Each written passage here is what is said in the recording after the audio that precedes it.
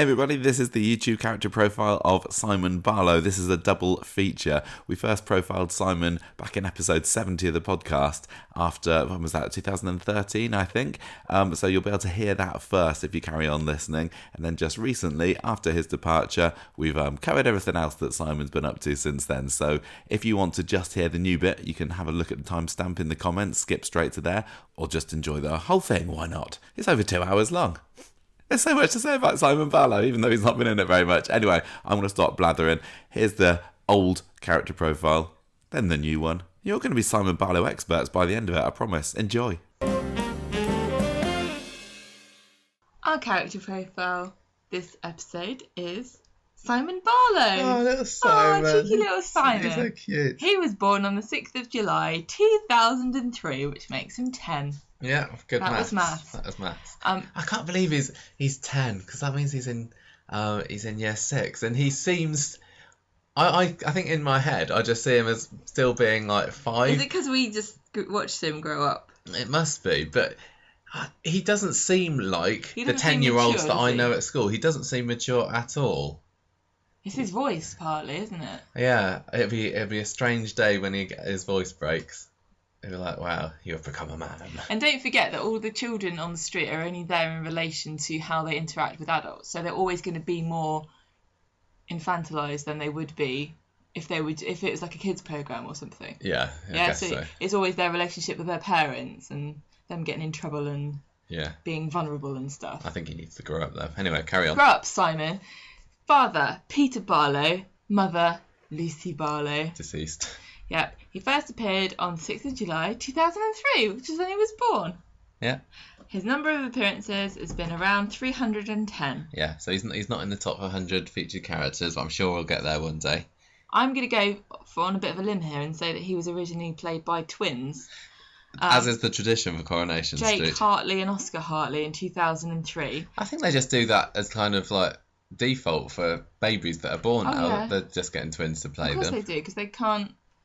Babies can't work that hard, you know. They've got to have breaks. And then you get to see which one is the best actor. But it turns out it was none of them. No, they both got culled to make way for Alex Bain, who has been Simon from 2008 to now. I was shocked to find that Alex is 2 years older than Simon. So What, he's like, he's 12? yeah. No way. I think he's either 11 or 12. Anyway, he doesn't look 11 or 12. It's weird. I don't really know how old children look. 12-year-olds Just- don't look like that. If you're shorter than my chin, I've got no idea how old you are.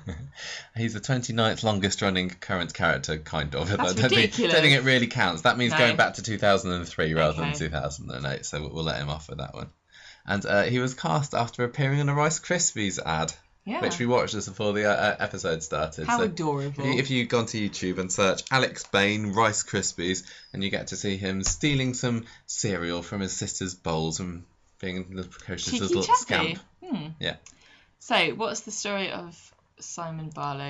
Well, he all came about from Came about from Peter's bigamy storyline, where he was engaged to marry Shelley, but then Shelley. his head was turned by the lovely florist Lucy, and he just couldn't say no to either of them, so he ended up Well, I married thought to them both. Lucy was too clever for Peter. Yeah, definitely. Well, she discovered his ruse in the end, didn't she? And she made him believe that she was going to stay with him, but embarrassed him in front of the whole Rovers by admitting that she's leaving to live in Australia, taking Simon with him, and she would never see him again. Yay! She was right about him never She seeing was her correct. again, because she got breast cancer and died in 2008. But that meant that he was lumbered with Simon, and straight away he didn't really want to have anything to do with him, because I think he was going through his alcoholic phase at the time, and he had more important things to worry about. So he got custody of Simon, but Simon was living with Ken and Deirdre for a little bit because Peter doesn't want to know. But his mind was quickly changed when he realised that if he did take Simon on, he would get a load of money from Lucy. Yay! Money! What does he do with that? He buys the bookies. So him and Simon move in together. They're upstairs in the bookies. But yeah, then his alcoholism is going in full swing by the end of the year, and he turns up drunk at Simon's nativity play. That was a brilliant episode. I remember that. All the chairs got knocked over. 2009. Simon is upset when Peter's girlfriend Leanne moves out. So he gets this rabbit who calls Leanne. Seems kind of sweet, a bit weird. And then you realise that Leanne the rabbit was actually a boy. He was saying that Leanne had cojones. But he was only 6 at the time there, so he probably didn't know about things like that. Unfortunately, Leanne dies in a fire, and it wasn't the Leanne we're all hoping that it was. It was actually the rabbit, because Peter falls asleep drunk with a cigarette in his hand and nearly kills everybody, and then he decides to give up drinking. Yeah, that didn't last long. In 2009. Simon's been in quite a few sticky situations. He was trapped in the after the tram crash as well. Yeah, the fire. Poor little lad, what a resilient chap he is. Well, Grandad George turns up to save the day. Well, yeah, he turns up. He seems like a nice, rich kind of guy, but he didn't really know Lucy very well. No, because he'd split up with Lucy's mum, and so he decided, right, I'm not going to make the same mistake with Simon that I made with my own daughter, so I'm going to get to know Simon. So he showers him with presents. Leanne has managed to persuade Peter to give George and Eve, who's his partner, access. And he wants to go to a private school. Yeah, he wants him to go to Oak Hill. So I think Peter gets his gets his back up about this, because he's like, well, I can't provide any of this. But this is all around the time when, was it Leanne and Peter were going to open up the joinery bar together? Yeah, say. I think that sounds a bit right. But I think it was at the opening night that Peter fell off the wagon, got completely smashed, and then George and Eve refused to return Simon to him, saying that he's no good as a father. Negligent. Yeah. And so they applied for custody. And it looks as though they've probably got a pretty good chance of taking Simon away, because they seem like the perfect parents. Yeah. But Simon doesn't like them, because he doesn't really like very many people, and he runs away from them during a trip to Blackpool and makes his own way home. And when he realises he is defeated by a child, George drops the custody appeal. Yeah, and he ran away because he overheard George and Eve talking about him, and he didn't like that. I think he did like them. He did get on with them. It wasn't like. What were they saying that he didn't like them? Oh, I can't remember. It was. I think that George had said to Eve that he had got custody of him or something, and he was just saying to her that he hadn't, and I don't know exactly. Okay, well. Anyway, that's the end of that was the end of that. Yes, we haven't seen any more of George since then. Here's another example of why the twins don't like Simon, because in the same year he fights with Ardy over a toy, and then Ardy ends up hitting his head and has to go to the hospital, which then gets Claire in trouble because everyone accuses her of being negligent. Yeah, because she was childminding, or supposed to be childminding at the time, but that was, like we said last week, she'd got Sophie and Sean to look after them for a bit. I think that was then. And then Simon has to confess that he was the one what done it. Yeah. By the end of the year, he is trapped in a burning building during the tram crash, but he's rescued, thank goodness, by Jason.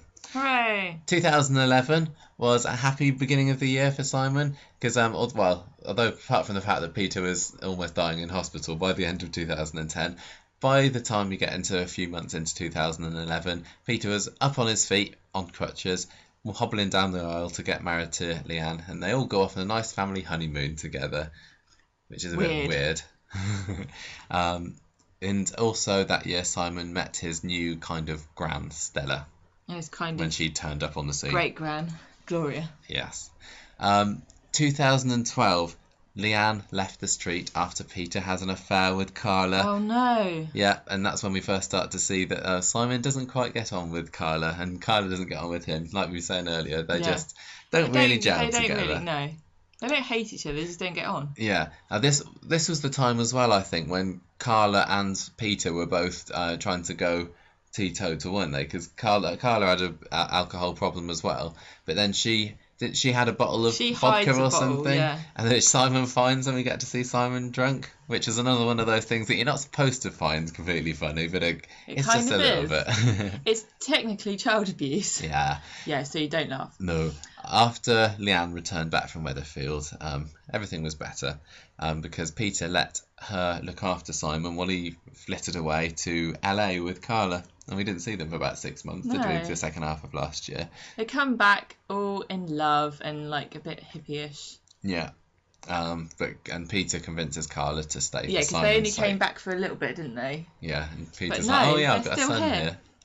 I feel a bit sorry for Simon because he's had so many mums and so many dads. I feel sorry for Simon. I also feel sorry for Carla because how is she ever going to get close to him? Because he doesn't really want to know her, and the amount of adults that have just trotted through his life never to be seen again. Yeah. Why would he want to make a permanent relationship with anyone, especially someone that his dad's decided to go out with?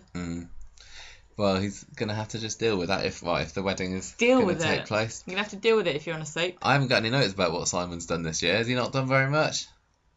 I can't remember. Let's say no. Apart from this bullying storyline, he has been more prominent in the last few weeks, and I think I was a little surprised to see him. So yeah, that's what we've seen from Simon so far over the last 5 years.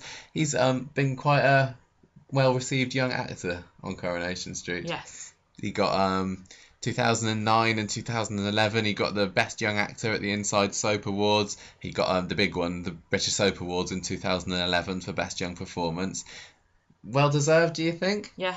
Compared to lots of other child actors, he is fantastic. He's very good. I mean, he's got charisma and stage presence, and some of the other child actors unfortunately do not have that. No, they just disappear into the background when they're on. I mean, he's even got a personality. Faye's even got a lot more than the others. Some of the other characters, you just don't. Not only do you not notice them when they're in a scene, but you don't notice when they're not in a scene.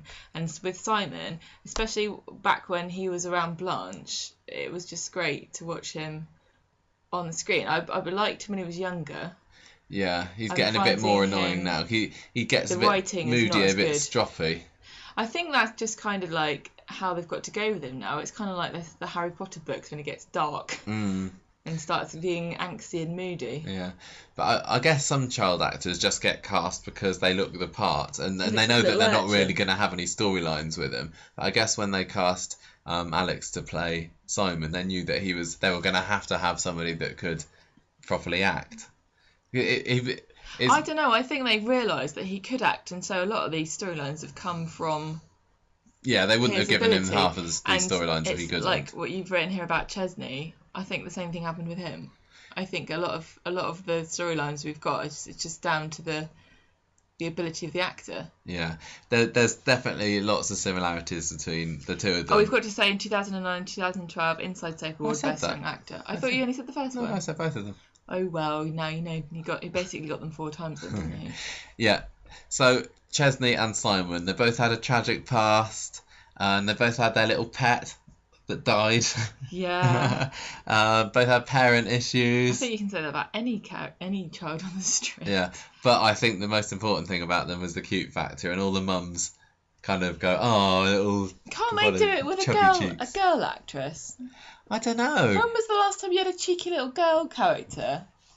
I really don't know. I mean, it's certainly not Amy because she doesn't have any charisma at all, the actress who plays her at the moment. What's that advert with that little Welsh girl? He's going, "Oh, we've got to do a test to see if you can resist this snack." She should be in Coronation Street. Get her quick before she grows up. Yeah. No, they should have got Emma Watson. Yeah. Oh, too late. Too late. It's funny seeing when you look at the soap awards and you look at the best young actor categories, a lot of I think most soaps have got like 1 or 2 really decent. The flagship child actor. Yeah, but I think when you look at American programs, there's a lot more. Yeah. But I guess there's a lot more children to choose from in America, and parents are pushier and. In the history of the street, what kind of child actors have we had? Because we've got Chesney, which is obviously a recent character, and it's easy to compare them because we've not only watched him, but he's also still in them. I really can't think of any examples. I mean, you get the teenagers, obviously, like when Steve and Andy arrived, and there was Tracy, but they were mostly famous for being mid to late teens. I mean, we saw Rosie and Sophie grow up, but they were played by different actresses until the characters were, I don't know, 9 or 10. Faye's a bit too old, really. Yeah. I would love to see a little cheeky girl as well. I think that the problem would probably be they'd want to make her too sweet and adorable, and everyone would just hate her. I think that's maybe true. You can get away with having a cheeky little boy, but I think you can get away with having a cheeky little girl, but I just think they wouldn't do it. They'd go, let's make her cute. yeah, Let's make her a little Honey sweet. Boo Boo. Yeah, and I think it's funny because we've got here Chesney and Simon, and we can't think of any, but there probably are other child actors. But Coronation Street is so famous for being a female-dominated soap, yet the two standout child actors have both been male. Yeah. Do they just write better for? They write better for old people, don't they? Because Coronation Street always, especially used to be about the old cast, and back in the 60s and 70s, you probably never even saw any children on it. I think part of the fact that we've seen Simon grow up, because he was, like you say, he was 5 when we first came onto the screen, and he made such a big bang when he came in because he could obviously act so well, and he had all these tragic scenes. But most child actors don't show their kind of acting credentials until they're twice as old as that. Yeah. And then they will be often recast by somebody who can actually act. So we had Helen Flanagan and Brooke Vincent come in, and they've done a pretty good job. Do you think that if you were a pushy stage dad, that you would go for a soap for your little darling, or would you take them off to Hollywood and hope to get a couple of good films under their belt before they get a drug problem and have to retire? When you put it like that way. Well, no. What would you do? Would you want them to be in a soap, or would you want them to be in a film? I'd rather they went in a film and it was over and done with in a year. Yeah, get them Harry Potter. You do get a lot of these soap actors that grow up being in a soap and then they leave because they want to carry on with their studies or whatever. Yeah. But I do think that a lot of the time the producers are like, oh, thank goodness for that. We're waiting to be able to sack them. Quite a lot of child actors don't actually go up to be actors. No, they don't. Do you think that they could ever recast Simon? I don't know. It would have to be after a long, long gap. Yeah, because they can get away with it with all the very, very minor child characters. Like all the Platts were recast, and Amy has been. But yeah, I don't think they could with Simon, and they couldn't have done with Chesney either, I don't think. No, they couldn't, could they? I can't imagine them bringing in a new Chesney, but I don't think they'd have to. I think he's the same as Chesney, with that he could probably handle it. Yeah, but you never know. He might decide he wants to carry on with his studies. Yeah, he might decide he wants to quit, but if he does decide, I think they just retire the character. Yeah, I think so. Because although he's obviously got a strong tie to Leanne and Peter, I still think he could just go off to live with Lucy's family in Australia, or, you know. Yeah, definitely. And I don't think he would leave a gaping hole, particularly at the moment, just because recently he's been irritating and a bit of a brat. But do you think he's got much potential for the future? Could we see him go through his teenage years and end up... I don't know, I just find it creepy and weird to imagine him growing up. Yeah, we've seen it with Chesney. Yeah, but I still find Chesney a bit weird when he's like, oh, let's get married and have a baby. It's like, no, Chesney. No, you can't do that. You're Chesney. Well, the fact that Simon seems to be unable to grow up because, like we said, he's very infantilized at the moment. Yeah, he really is babied by the plot, and it doesn't help all this brat stuff because it just makes him seem even younger and, you know, a bit like a Veruca Salt almost. Mm. I wonder whether he's going to have I think he's going to be a moody teenager. I think he's devolved in terms of maturity because he was always quite a wise old. Yeah, he always used to say the lines that children don't say. But now he's pushing other kids over and throwing stones at things because people said it's a cool idea and. No, you're right. Actually, he's lost. He's got the actor's got the charisma to carry himself even with bad writing, but it can't continue because they're not writing sympathetically for him anymore. You were totally on his side when he first came in because of all of his tragic backstory and his charisma, but that sympathy's kind of running out for him. Yeah. Maybe that's why they did this bullying storyline. Maybe. Try to rekindle it. Yeah. Partly. Okay, right. I think that's all we've got to say about Simon. We got a little quote from Chris Gascoigne about him, who plays Peter, of course. I've learned so much just watching Alex. I've learned not to overcomplicate things, which us adults sometimes do in scenes that should be simple. Alex is maturing as an actor, and he's starting to understand what he's doing and saying as Simon. I hope he never loses his spontaneity. That's what everyone loves about him. His reactions are so real. Aww. I've got lots of good things to say about Simon, and then. I don't say that about many of the child actors, but at the moment he is my favourite one. Hello everyone, welcome to our bonus episode. For this week we're talking about Simon Barlow. We're doing a character profile revisit today, aren't we? Yes, it's been a long time. What are you so confused about? No, I'm not confused at all. It's fine. I know exactly what we're doing. Yeah, this is a character profile revisit, which we like to do when sufficient time has passed since the last time we profiled the character on the podcast, and sometimes if a character leaves and we think, we'll just tie it up nicely and see what they've done since. And that's exactly what's been happening with Simon. He's disappeared off to pastures, not pastures, waves, rolling seas, yeah. And so, yeah, but we've possibly seen the last of Simon, so it seemed like a good time to revisit him. I do not think whatsoever that we've seen the last of that character. I'm sure this will come up in conversation later, but I wouldn't be surprised if we did see him again at some point. Same head, different head? I don't know. We'll talk about that later. I'd be interested to know what you think, actually. So the last time that we did Simon Barlow as a character profile on the podcast was back in November 2013, and it was episode 70 of the podcasts, when he was just a wee little 10-year-old. He was a cute back then. We said he was cute. I had to re-listen to this over at the weekend, and I just thought we'd start off this episode by running down some of the things we said, because you haven't listened to this, did you? So I'm just going to let you know what we thought about Simon 11 years ago. Yeah, please do. So he'd been in 310 episodes at that point, and we were just kind of very curious about how he was going to be as a teenager, because he was so well known at the time for being, one of the premier child actors on Coronation Street. I mean, say what you like about Simon, and people certainly do, but out of the young, cute children that have ever been on Coronation Street, Simon is one of the few, really, isn't he? One of the few absolute little cherubs alongside Chesney. He's iconic. It's weird because I don't know whether he really is an iconic child character anymore. I think Chesney definitely. Not so sure about Simon. I think maybe now he's not in it anymore, we'll remember him more fondly as a young boy. Yeah, you're right. I think people still do cling on to memories of young Chesney more than they do Simon. But I think Chesney was really well integrated into some of the big Battersby Brown stories of the early 2000s. The fact that it's currently being revisited on ITV3 at the moment certainly helps. I mean, Simon himself has still got a few years, I think, until he pops up there, along with Peter.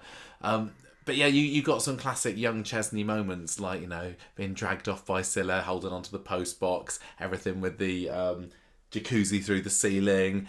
And I don't know whether Simon had quite so much of that, but Simon definitely had some really big moments. But I just think that the era of Corrie when he grew up, I just don't think it's as iconic. No, kind of the second half of the first decade of the 2000s. Just to be really specific. No, you're right. I don't think it was as golden an era as maybe the early 2000s were. But I still think, and I'm going to say maybe controversially, that Simon is the cutest child character we've ever had. I think he does beat Chesney in the cute stakes. Chesney was more of a little scamp, wasn't he? He was cute and pathetic and adorable and very kind of Oliver Twisty. Urchin-like. Yeah. And Simon just had this lovely smile, didn't he? He really had a very cute little face, and he was adorable, and he didn't... I think Chesney had a bit more of a personality. Yes. Simon was just a little poor boy that things happened to. Yeah, like his flat catches on fire, or his rabbit. He's got a cute little rabbit, and his dad turns into an alcoholic. And yeah, there was tragedy that happened to Simon, but I think the tragedy that befell Chesney was worse, just because his whole life was one big misery because of his horrible mum. Chesney seemed to have more agency because he had to grow up quicker and be the adult in a lot of situations where he shouldn't have been, because he was the only grown up in the room, even with his parents there. Right. Simon was babied by Leanne almost from the moment she met him. Yeah, because we talked about the fact that Simon's kind of parental history was a bit, very soap character like, I suppose. Yeah. So his like in the tradition of, maybe he was one of the first of classic soap semi-orphans. The mum's killed off fairly early on, poor Lucy. He then comes over to a member of the Weatherfield Dead Mothers Society. Well, yeah, one of the founding members. Then you had Peter coming back with him into Coronation Street. He hooked up with Leanne, so Leanne kind of took on the mantle of mother, and Peter was almost like, there you go, you have him, and you have him, I don't need to look after him or do anything with him, didn't he? Because I said earlier that Scylla was a terrible mum to Chesney, but at least she was kind of around, whereas Peter was just like almost washed his hands of Simon, didn't he? Yes, a tad. And the other reason why I think that Simon hasn't kind of caught on as an iconic character is because he transitioned immediately from cute boy to a surly, violent teen. It did happen quite quickly. And I almost never recovered. I don't think he's ever recovered, really. No, well, this is the era we're going to talk about. As when we profiled him last time, he was in year 6 at school, so he was 10, 11, I think 10. And we were saying that he's starting Americans to get... Americans and Canadians and Australians won't know what year, but so... I'm just going to say, Americans in particular, you guys are awful on the internet for going, he was in grade blah blah, he was a summer 4. None of that means anything to people that don't live in America. I don't know what you're talking about. When you say he was in grade, I don't even know what numbers I work it out from how close they are to The Simpsons. So I know that Bart's 4th grade and he's 10 and Lisa's 8. 4th grade. They don't say second grade 4, and she's 8.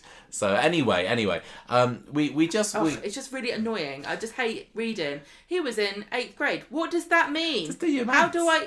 do I don't know about The Simpsons and what grade Bart Simpson is in. Well, you should. To unravel the mysteries of the code.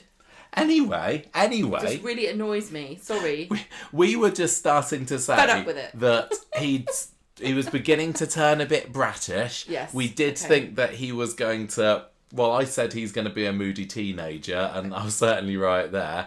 And we just couldn't believe that he was going to grow up, because we knew of him as a child. You said, I find it creepy and weird to imagine him growing up. But you also talked about talked about his charisma and stage presence, which he absolutely had in bucket loads back then. We were very complimentary about his acting. And we also said that we didn't think that he would ever be able to be recast. We've had a lot more Corrie recasts of children in the past decade or so. We've but also we thought had that a lot more the Corrie... Alex Bain Simon is the ultimate Simon. Recast in general. Yeah. I mean, when we first started the podcast, it was kind of unimaginable to us that anybody would be recast on Coronation Street. And we've had several high-profile recasts since. Some. It's starting to get... Some and several? How do you define them to be so completely different? Oh, I think that several is a bit more than some. Me. Several is like 3 or more.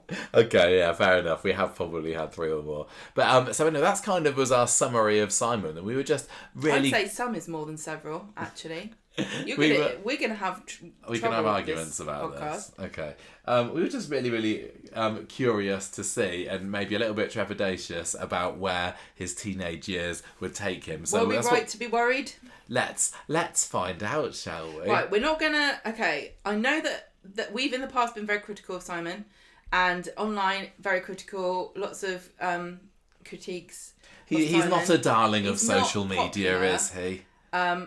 But I don't want this to be a massive marathon bashing session of Simon. No. So, well, we said on the podcast just recently when he left that it is a bit of an end of an era seeing him leave, and I honestly do think it is. He's one of the Barlows. We've seen him grow up from this cute 4-year-old, I can't remember, when he first came into the show.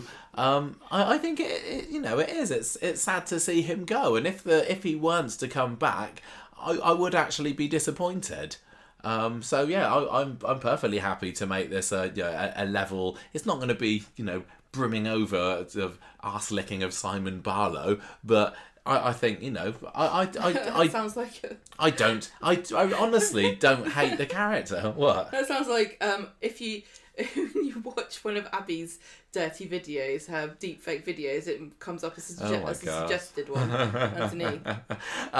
But he's just, I think one of Simon's biggest problems is that he's not been given enough chance to shine. No, I don't agree. I think he has been a deeply unlikable character because of his actions, and I don't think that Coronation Street's tried to make him a likeable character since he turned into a teen. I think they really went hard. They went really hard on on making him nasty when he attacked Leanne, which we'll get to. Yeah. There was a bit of a redemption, and we saw him getting involved in gangs, and I think maybe we were supposed to feel a bit sorry for him then and say, oh look, what's happened to him? He hasn't got his dad about really looking after him to stop him from drifting into waywardness. Well, I'm just going to say, I think he's a very realistic character for the way that he's reacted to the situations that life has thrown at him. It's hardly surprising that he is not very well adjusted, not very sociable. He doesn't really have any friends. He's a bit of a loner, honestly, and he has just gone from trouble to trouble. With lots of gaps in between. Yeah. I mean, his episode counts really have been poor. So I said earlier that how many episodes had he been in before? Bash him, but well, no, we're being critical of the way that his character. No, critical of the way his character been used, and I don't think it's unfair to say a character who's written as a fairly unlikable character is unlikable. They haven't made any effort whatsoever to make him likable since he became a teen. No, not really. He's not been grim all the time. Well, we will find out, won't we? And you know, when he left last week, people weren't saying, "Oh, good riddance, I love Simon." He had some sweet scenes with Leanne and Ken and the others, but there weren't. You're right. There haven't been any real attempts to make him lovable. But I think that's okay. I think that there needs to be characters like that in soap. Yeah. And if you were to write a character and say, I want to write a troubled teen or a troubled young man, or you know, that we're having a big problem in Western society in general with disaffected young men who are finding difficult to know what their place is in the world when, you know, traditional masculinity is being criticised, but you know, anything other than that is also criticised. The interacting with women is getting difficult because the old tricks don't work and they don't know any new ones. I don't know, but I do know that it's really hard for some young men, and especially if you're in parts of the country that traditionally deprived. And he really is from that kind of, you know, he's like the poster boy of disaffected youth of a bit of a broken home. Of course, as a Barlow, obviously he's going to have a huge support network, and he's got Leanne as well. But I think Peter, being not a great dad, not having his birth mum around, you're right, not having any friends really to speak of, it's clearly had an effect on him as a character. He's kind of drifted because he's in a weird age slot where he doesn't really hang around with the rest of the group of young teens and young adults. Well, a lot of the other teenagers on Coronation Street are a bit more fashionable and with it, and I know that, you know, Asher and Amy are definitely squares in some way, but they're both kind of fun-loving party girls, aren't they? And Simon just doesn't seem to be like that. He just gets his can and I mean, and even sits there with his video games. The sad loser of the street currently, who's Bobby, didn't even want to be friends with Simon. No. I mean, how old is Simon compared to, say, Asher? So Simon is younger. Well, it depends how. He's younger. Yeah. No, sorry, older. I mean, he's cool. definitely older, but not so much older, I mean, especially after his. Yeah. Nina's older than the rest of them by a couple of years, and normally, you know, as a generalisation, boys are slightly more immature than girls. So an older boy hanging around with slightly younger girls isn't weird. They would probably be all on a level. But I just can't see Asher and everyone wanting to hang around with Simon. He just seems like such a downer. Yeah. I can't believe I've launched into this after saying I wasn't going to criticise him. But I don't think this is criticising, certainly not criticising Alex Bain's portrayal of him. It's just the way that he was written, and they didn't want to have a bright and breezy, chirpy teenager. They couldn't really have done the stories that they did with him. I mean, he's kind of like Max in that he's navigating troubled waters. And not coping particularly well with things for plot purposes. Yeah.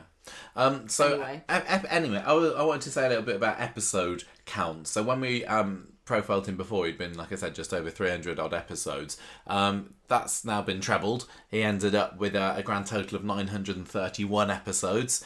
He's the 71st most featured character on Coronation Street ever, putting him right between Billy, who's got a few more episodes than him, and old Lloyd Mulaney, that's just under. But so although his episodes have kind of added up steadily, he still really never got there in terms of huge number of episodes a year. So like in 2011 to 13, so the time preceding our last podcast, he'd been in 50, then 68, then 48 episodes in a year. That's not really anything. And even now, his most featured year was 2021, where he only had 91 episodes of a year. That's better, but it still made him the 24th most featured character that year. So to have his highest number of appearances put him at 24th most featured character, that really does give you an idea about how little we see him. In 2019, he was only in 23 episodes of the show for the whole year. I mean, that's blink and you miss him kind of territory, isn't it? And between 2014 and 2024, his mean average was 53. So, I mean, slightly up from the average of 50 between 2003 to 2013. But really, he just didn't get much chance. And I don't know whether that was something, he didn't want to appear in it very much. Coronation Street just didn't want him to appear, or they didn't know what to do with him. Because there are several... Yeah.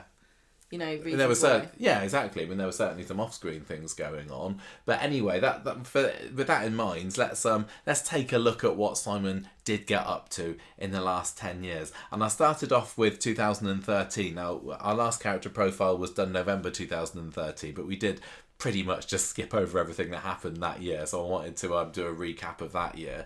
Really, it's the big story for Simon in 2013 was the bullying story, which went on for a couple of weeks, I'm going to say, to be generous, towards the end of the year. It kind of starts off with Leanne thinking of moving to Leeds, so Simon's living with Leanne at this point. He doesn't want to go there, so she ends up leaving him in Weatherfield. So she's kind of abandoned him a little bit. I think he's staying with Simon then for a bit. There's also kind of the beginnings of his nasty streak when he, after the Rovers fire, tells Asha that maybe Sunita, her mum, isn't going to go to heaven because Sunita at that point was accused of setting the fire. So, not the nicest thing to say. I found one article which was quite nice. It was published around that time, sort of spring 2013, and this was Chris Gascoigne, who of course played Simon's dad Peter, and he talked about how high esteem he holds Alex Bain in. He said, "I've learned so much just watching Alex. I've learned not to overcomplicate things, which us adults sometimes do in scenes that should be simple. Alex is maturing as an actor and is starting to understand what he's doing and saying as Simon. I hope he never uses his spontaneity. That's what everyone loves about him. His reactions are so real." Hope he never loses. Yeah, that's what I said. It sounds like you said uses. No, hope he never loses his spontaneity. So that's kind of, everybody loved Simon and Alex Bain back at this point. There's also a couple of stories going on in the year. This is when Nick has his van, the van crashes into him. That was from a digital spy. Well, that's where I found it, at least. So I guess it was just a general by interview. Sophie Dainty. Oh, thanks. So Nick has his brain injury, and so Simon kind of worries about that. He thinks, because Nick was this kind of dad for a bit, wasn't he? Even just like last week when Simon went, it was, Nick who was semi-losing a son in a way. But Simon gets really worried because obviously his mum died of cancer, and now he thinks that his new dad is going to die as well. But yeah, the bullying storyline. This was this girl called Grace, Grace Piper, and I remember we really quite enjoyed her in a way in the podcast in a love to hate kind of villainous sort of way. She was really. She was what, 12, 13, maybe a couple of years older than Simon. She was in grade 5. Stop it. 5th grade, I mean. I remember her coming in, and her shtick was that she was all kind of sweetness and light to who was it? It was Sally, I think, because Faye, who she was also friends with, was living with Sally and Tim at that point, and she was like, "Oh, Mrs. Webster, your fish fingers and chips are so lovely." But then behind her back, she was like, "Oh, your mum's a real cowbag." Or I hate fish fingers. And they're peasant food. And Grace really took the mick out of Simon, making fun of him because he's got a dead mum. Nick was mental, apparently, according to Grace. And she sounds like she'd have a great time posting on the Digital Spy forums. I know. I mean, I imagine as she grows older and social media just develops more, Grace could potentially be a horrible piece of work. She'd love Twitter. Yeah. So she just carries on bullying Simon for weeks. She encourages him to steal from devs. And Nick is still living with Nick and Leanne at this point. Leanne's back in the show Simon by the is end still of living with Nick and Leanne. Still living with them at the end of 2013. But Peter is not very happy to hear that Nick snapped on him over a school volcano project. Now, do you remember Nick getting mad about a volcano project? No, but I can imagine the puns. No, I don't think there was any. I think it was basically, if I remember right, it was Simon saying, "Oh, what's that stuff called that comes out of volcanoes?" Yeah, I do remember. Or that's inside volcanoes. And Nick's like, "It's not lava! It's not lava!" I guess he was thinking of magma. Well, magma's what's inside, isn't it? Lava comes out. So Peter... I bet he wouldn't know that difference now. I bet he wouldn't. Peter,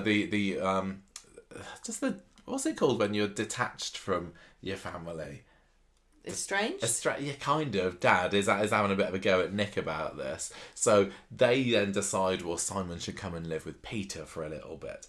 Whilst at number one evening with Amy, Faye and Grace force Simon to dress up in one of Amy's dresses. And I think if you do a little Google image search of Simon for back in the day, then that's gonna come up quite a lot. I can vividly picture Simon in his dress, tears streaming down his face, and they smear lipstick all over him. Poor Simon. He's also at this time being kind of looked after by Tina McIntyre a little bit. So this is towards the beginning of the Peter and Tina affair. So poor kid. Oh, she was the babysitter, right? Yeah, you're right.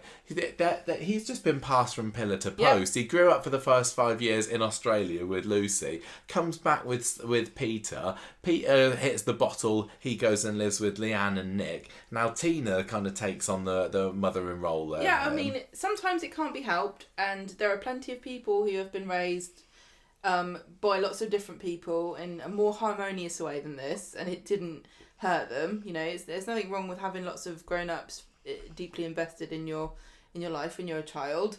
But because this is a soap, it wasn't done with his best interests in mind. No. So he's going through a tough time. He also, Alex talked about being quite affected by this storyline personally, because he was bullied at school. Now here's something that I don't know whether I really knew that much about Alex Bain, but he's a trained dancer. He's a ballet dancer. Did you know this? No. Well, the Alex Bain, ballet dancer. And he was like, yeah, I was a boy, I was a ballet dancer. The kids can be very cruel about that. And as someone who was bullied myself, he said, to be able to bring my own experience into the storyline was incredible. So... Who'd have thought? Yeah, he went to the Bunny School of Theatre, Dance and Drama, and still does. So all the time he's been in Coronation Street, he's been training himself up to do a bit of dancing, and he's been doing all sorts. But he still says that ballet is his favourite. He says, what I love about dance is the ability to express yourself to any type of music. I'll always be a dancer, and one day I'd love to be a choreographer and teach dance, and ultimately open up my own dance and performance school. Interesting. I mean, I don't know whether, I guess you can have these, prejudice ideas, but I don't think that anyone looks at Alex Bain or Simon and goes, that's a dancer there, is it? I think it's great that he's got this secret hobby. Yeah. You know? Yes. I think it's fab, and I don't know what he's got in store for himself now he's out of Coronation Street, but I say good luck to him with this. I'd be really interested to see him perform, to be honest. Anyway, so that was really what we had in 2013 for Simon, and on to 2014. Things just kind of get worse between Simon and Peter. They do. Peter gets sent to rehab, and Simon is resentful because he can't see him. And when Peter comes back the following month, Simon doesn't want to see him now. So make your mind up. Peter, I don't blame him. Like, I know. he was utterly useless, Peter, and it's kind of ironic, and I guess it is like supposed to parallel it, that Peter also was rejected by his dad. I mean, that's probably what he grew up thinking. He's not got a good role model for how to be a dad. No, when times got tough for Ken and Valerie electrocuted herself with her hairdryer, or the plug, the Peter and Susan were whipped up to Scotland, and Ken's visits were like a couple of times a year. And so he, there was the Tatlocks did look after him, but yeah, he I guess just didn't know what a good dad should be. Yeah, I don't really know who raised him in Scotland. But anyway, when Peter gets accused of murdering Tina, Simon turns against him, along with lots of other people, and becomes a bit withdrawn. But then Maddie, do you remember her? Yeah. She gains his trust and stands up for him when Amy starts teasing him about the fact his dad's in prison. Is that a lot of the younger, older teenage girls kind of latched onto Simon, didn't they?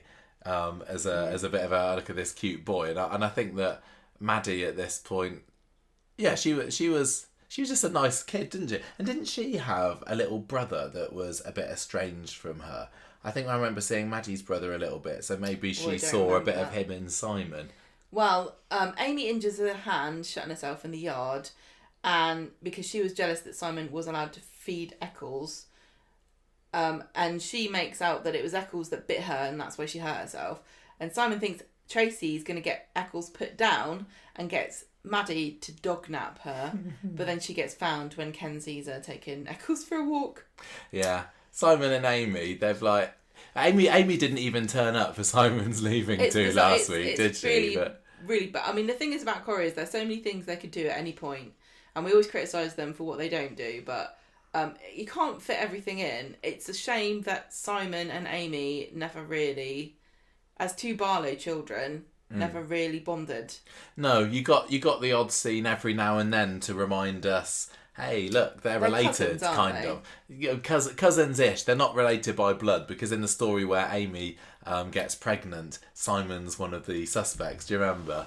But yeah, I mean, luckily not. Everybody's got relatives that they grew up around who were a similar age, but you never really saw enough to really get on with. But they live in the same street, so yeah. Anyway, I think they just didn't have a lot in they common, don't really like we like said each earlier. other. Yeah.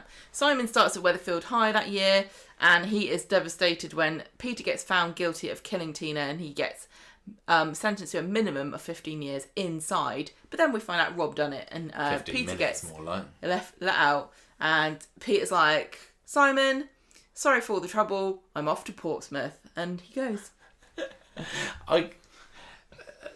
Say what you like about Simon and Peter's relationship, but I suppose it was kind of nice that if this is the end for both characters, and I think lots of people think we will see them again, I think it's quite nice that they have ended up together, don't you? The implication that they've managed to move past all of this that we're talking about now to find peace as father and son is sweet, even if we didn't really get any kind of closure. Like, we didn't see them together, we haven't seen a picture of them on a boat. I feel like we're kind of missing, like, if this was the end of a movie, we go, well, hang on, I want to see them together in the sun on the Med, but I mean, Simon wasn't around for Peter's final episode, was he? Because Peter did a quick flit on Boxing Day last year, and that was a story point briefly, Simon getting angry that Peter didn't say goodbye to him. They did get a bit closer over in their final years on the show, because partly because Peter was able to get over his alcoholism problem. So I kind of like the idea that they're together again, but if one or the other comes back and the other doesn't, then that just leads you to think, oh, so they didn't have that happy ending, father and son together. No. Peter's just ditched him again. Yep. So I kind of either want both or neither back, really. Yeah, I know exactly what you mean. Unless, I mean, maybe Simon finally finds the love of a good woman, and Peter leaves him on the shores of Antigua, maybe, and Simon's living his best life there. But I'm very happy that the ending that he got was with his dad, as much as being whisked away by the Ultraviolent Institute would have been fun. I think a happy sunset ending for this character who's been on the show for 15 years is, fairly fitting for him. So 2015 was, I think this was the beginning of the downfall of Simon as a character, to be honest. This is when his violent streak started, and Coronation Street were like, right, troubled teen, you wanted it, we got it. So this is all starts off when Simon and Leanne, well, it didn't really start off there, but this is how the year starts anyway. Simon and Leanne move into number 6 Coronation Street when they got a few problems with their electricity. Leanne's going out with Cal Nazir at this point, so she's just basically moving in with her boyfriend. Simon gets another little mentor there in the shape of Zidane. I'd completely forgotten that they had a bit of a thing going between them, Zidane and Simon. Zidane was a good guy. He really was. And he really got screwed over in the part, like the final, once Kate and Rana got together, that was the end of his character. Yeah. And I think this was quite good for Zidane as well, because he came in and he was a bit of a grump, wasn't he? We he got was the a idea teenager of him as well. Yeah, he was he still a teenager when he came in? If he was, he was at the high end of it. Yeah. And I think that his relationship with Simon did definitely show him in a much better light, and that he's going to bond in with this kid who's been abandoned by his dad, which he rarely ever does. Yeah, so I think that I think Simon was involved when Zidane was planting those fake eggs in the chicken coop when they were trying to make out that the chickens were laying. So they had a few nice little adventures there. Yeah, but it shows again, like, he just didn't have friends his own age, did he? He's friends with Maddie. Well, she gets blown up soon enough. Friends with Zidane. Yeah. But I don't remember seeing... I mean, I'm sure we did. We did a few times. We'll talk about it later. But there were no kind of named characters his age that he was mates with. No, and it's one of those things where sometimes a character just has no peers. And so they can't hang around with people their own age. But that's not the case with Simon. He could have been part of the little gang. Yeah. But they just don't like him. Doesn't like him that much, did they? No. So in the summer, Simon starts to have these violent mood swings. So he's not happy with birthday presents that Leanne gives him, for one thing. So he lashes out at her, and I can't remember when the violence, he's a bit pushy, isn't he? He's a bit punchy. He just kind of takes all this anger that's been pent up inside of him out on poor old Leanne. He gets suspended from school for fighting. When Deirdre dies, Peter comes back but not in time to go to the funeral, so he's mad at Peter as well. Even he's also not happy with him because of clearly their relationship has broken down towards the beginning of the year when they went off together. He went off together. No, Peter didn't at the beginning of the year. Sorry, I'm remembering. Yeah, sorry, the end of last year, Peter went down to He didn't go off together with anybody. He went off by himself. Sorry, on his own. Thank you. Things are not good between them. Then we've got the story of Leanne meeting one of her ex-clients from her Lady of the Night days. Dan the Chin, we called him on the podcast. Remember Dan the Chin? Of course I do. How could I forget him? So this story was, this guy turns up, and I think he's going out with Liz to begin with, and Leanne recognises him as one of her gentleman callers, and so she desperately trying to keep her past a secret from Simon. He doesn't know at this point that she used to be a sex worker, but it all comes out, and Dan traps Leanne and Simon in her flat. She revealed to Liz drama. that he was an ex-client, or he used to visit her.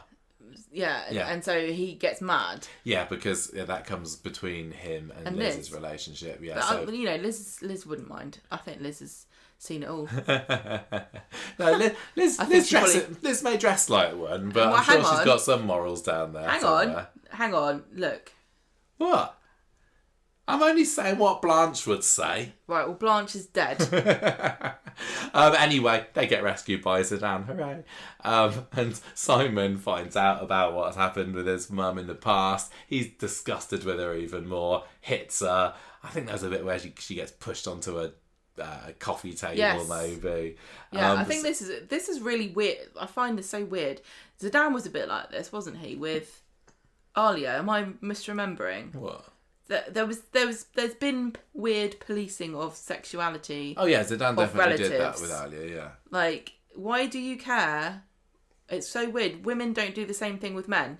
I don't understand why men feel so entitled to be policing their female relatives' access to their pants. But are you saying that Simon shouldn't be policing Leanne because he's just 12, 13 at this point? I think it's perfectly normal for a 12, 13-year-old to be... To police their mother's sexuality? No, to be, Be careful shocked. what you say. To be shocked and, taken aback. Watch what I say. If you find out that that's been your mum's past, I think that's very normal. And I think it's the sort of thing you'd be worried about being bullied about at school. Yeah, but you don't hit her. No, gosh, no, of course not. Exactly. Course not. I'm not saying Simon should do that. That you're defending. I'm not defending that at all. That's my point, Michael. That... I'm talking about the disgust and I just find it weird. Sorry that it's normal to you, apparently. I don't think that's what you want to be saying. I'm not saying that. I'm just saying that if a teenage boy finds out that that's what his mum was up to when she was younger, I'm not going to blame that boy for getting mad about it if he thinks that she's been keeping it a secret from her or for being surprised. I'm not saying it's brilliant. I'm just saying it's a bit gross to be... Whatever, we have a different opinion. We have a different opinion on that one, but that's I just find it really gross how both Zidane and Simon can't handle that the female relatives are sexually active in a way that they don't approve of. It's none of your business. I think for teenage boys, that's yes, I know. Be... It doesn't make it does. I don't. I agree, I can understand and sympathise, but it doesn't make me think any. It doesn't. I don't find it acceptable. It's not going to endear him to you anymore. No, is it? No, I just think it's great. What a man? Can you see my problem that a woman would never have this reaction? When was the last time a girl was like, "Oh no, my dad used to shag about when he was a lad"? No woman ever even bothers to think about this, but yet you've got all these entitled boys and men wandering around attacking their female relatives because of what they got up to when they were younger. I think if a teenage girl found out that their dad had been, I don't know, some kind of gigolo or pimp or a male... pimp isn't the same thing. No, but it's still working in the sex industry. But a pimp is somebody who exploits sex workers. Fine. But I think if a teenage girl found out that about their dad... Would they hit him? No. No, but I'm not defending the hitting. Oh, well, I'm talking about it as a whole. You're breaking it into separate packages so that you can make it more agreeable and like excusable. Well, I feel completely justified in saying that it's unacceptable to police your female relatives' sexuality, no matter who you are or what they've done. I feel completely comfortable in saying that. Yeah, well, I feel completely comfortable in saying that a 12-year-old who finds out about what his mum got up to is going to find it a bit gross. Yeah. Well, everyone thinks it's gross when their parents do anything. Yeah, exactly. Well, Simon was having all the... I mean, this wasn't what sparked off Simon's anger issues towards Leanne, but it certainly exacerbated it. Is that he's probably completely knocked out of the blue by this, because as far as he's concerned, with Leanne, it was immaculate conception. She never slept with anyone to have him as a son. He just appeared at the courtesy of another woman who conveniently died. Well, Zidane tries to steer Simon back onto the good path that summer by getting him involved in an under-15s football team that he's coaching. I completely forgot about this. I don't imagine Simon being a footballer, but he had a few, for the next 6 months, he was really, really into football. Do you remember Lily's good at football? No, Do you remember that? I definitely know that. Do you think Corey remembers that? Yeah, I think that's still there for Lily. But no, Simon, he just doesn't strike me as a sporty type, No. He's much more of a stay-at-home, watch the telly type. Not that I'm blaming, not that I'm criticising that, because that is also me. That Alex Bain was a ballet dancer. So I know, I'm learning all sorts about these. You can't judge a book by its cover. I know. Well, I think that maybe they should have taken advantage of this, and rather than having Zidane taking Simon football, they should have taken him to ballet lessons. Then he could have showed his skills. We certainly would have got a better demonstration of his skills than we did when James had a heart attack playing football that time. I don't know how much football we saw Simon doing, but anyway. Probably more than we ever saw James doing. Quite possibly. So anyway, Leanne tries to stop him going to football practice at one time. She's like, you've learned it now, you don't need to practice anymore. He kicks her instead. He hadn't got a ball to kick. He also, one evening, gets drunk with his mates. He does have some mates. I don't know whether any of them had names or anything. They just ran away after this. They end up smuggling beer or booze of some sort, at least, into the bistro one night. That results in another fight between Simon and Leanne, and he gets his arm hurt. So he persuades Leanne to tell Ken. He just fell over, though. He's happily beating her up behind closed doors, but he obviously doesn't want anybody to find out about this. And Leanne, who's got this really kind of tenuous... So she's really worried that anything could come between them, and she wants to keep Simon as her kind of surrogate son. She doesn't want him to get angrier at her, so she, for the time being, keeps very quiet that this is all going on. Yeah, because she's really conflicted, because her kind of, I can't think of another word, but grasp on Simon is so tenuous, and it's so she's always scared she's going to lose him, because she's not his birth mother. She never adopted him. She's got no legal rights over him. And at any point, if he gets sick of her, she's scared that he'll reject her. Yeah, she loves him like any mother would love their natural son. And so, yeah, but you're right. She knows that this could come to an end at any moment. So I think in some ways, having Simon be the character to portray this story probably at the time made it even more kind of, it's kind of suitable, I suppose. What? Yeah. Anyway, so this basically carries on throughout the years. Leanne does bash her head one time when Simon pushes her. Eventually, she confesses to Zidane what's been going on, and he agrees to look after her for Cal's sake. Cal, his dad. Yeah. Zidane. So they kind of like had a brother relationship, didn't they, Zidane and Simon? Because Leanne and Cal were dating. Yeah, but I think by this point, Cal was dead. Maddie was dead. I mean, that also could Simon's cursed. So yeah, it's another reason why you might understand why Simon is particularly feeling troubled, because all these people that were close to him just keep dropping off their perch. I know, you're supposed to get a goldfish or something so that your child can understand death, not just a series of adults that get blown up or die in horrible tragic circumstances. So Simon runs away from home for a bit. And after he comes back, Leanne says, look, go and stay with Peter for a little bit. So he bogs off to wherever Peter is at this point. Back after a couple of months, but he really hasn't changed. Leanne finds out that Peter was terrible father to him yet again on this stint. He's basically left Simon to his own devices while he got up to all sorts. Simon gets worse and worse. He ends up doing a bit of spray painting on the bistro, writes whore on there. And so Leanne says, right, go and live with your granddad Ken for a while. And when he does that, he ends up hitting Amy. So Leanne at this point feels like, right, I at the end of my tether with this, I can't keep this a secret anymore. Tells Ken what Simon's been up to. And he and Ken and Tracy say, well, we're not having him here anymore then. Yeah. You look after him. Get him some counselling. So he does. He gets a bit of counselling. And Robert, who is... Robert Preston, Leanne's new man, I think, at this point, ends up being a bit of a mentor to him when he can. Can you imagine this, violent streak attacking troubled teen story being given to Sam? I mean... Can you imagine? Yes, I can. I really I know, can. I can, but I don't think it's a good idea. But I'm just trying to, because in many ways, Sam is the new Simon, who is the new Chesney. Yeah. Cute, bright, Yes. adorable, loved by grannies the nation over. Very popular. Yeah. And then, you know, Sam's entering the dark times now. What will happen to him? Will he start beating people up? Don't know. Hopefully not. The next few years are going to be, you know, if they want to take him down that kind of path, the next few years is where it's going to happen. It probably seems so easy in the storyliner's office, or to go, oh, you know, Sam, little sweet Sam, wouldn't say boo to a goose. Nerdy Sam loves a bit of chess. Best mates with Roy. Let's turn him into a git. Let's turn him into a hoodie. It kind of writes itself in a way, doesn't it? But I really, really, really do not want Sam to go down that route. I mean, would Simon have been better if he hadn't gone down that route as well? Can you imagine cherubic Simon just easily cruising through his teenage years?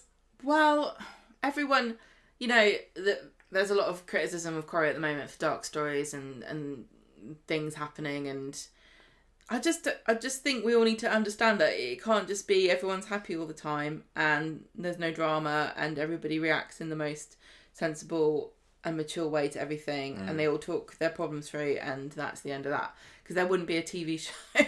Yeah, I mean, I think Simon kind of took one for the team here, because a lot of his other contemporaries, and I'm talking about, you know, Amy, Ardy, Asher, similar sort of ages, although they had their moments, none of them really went down the, God, what a teenager from hell sort of route, did they?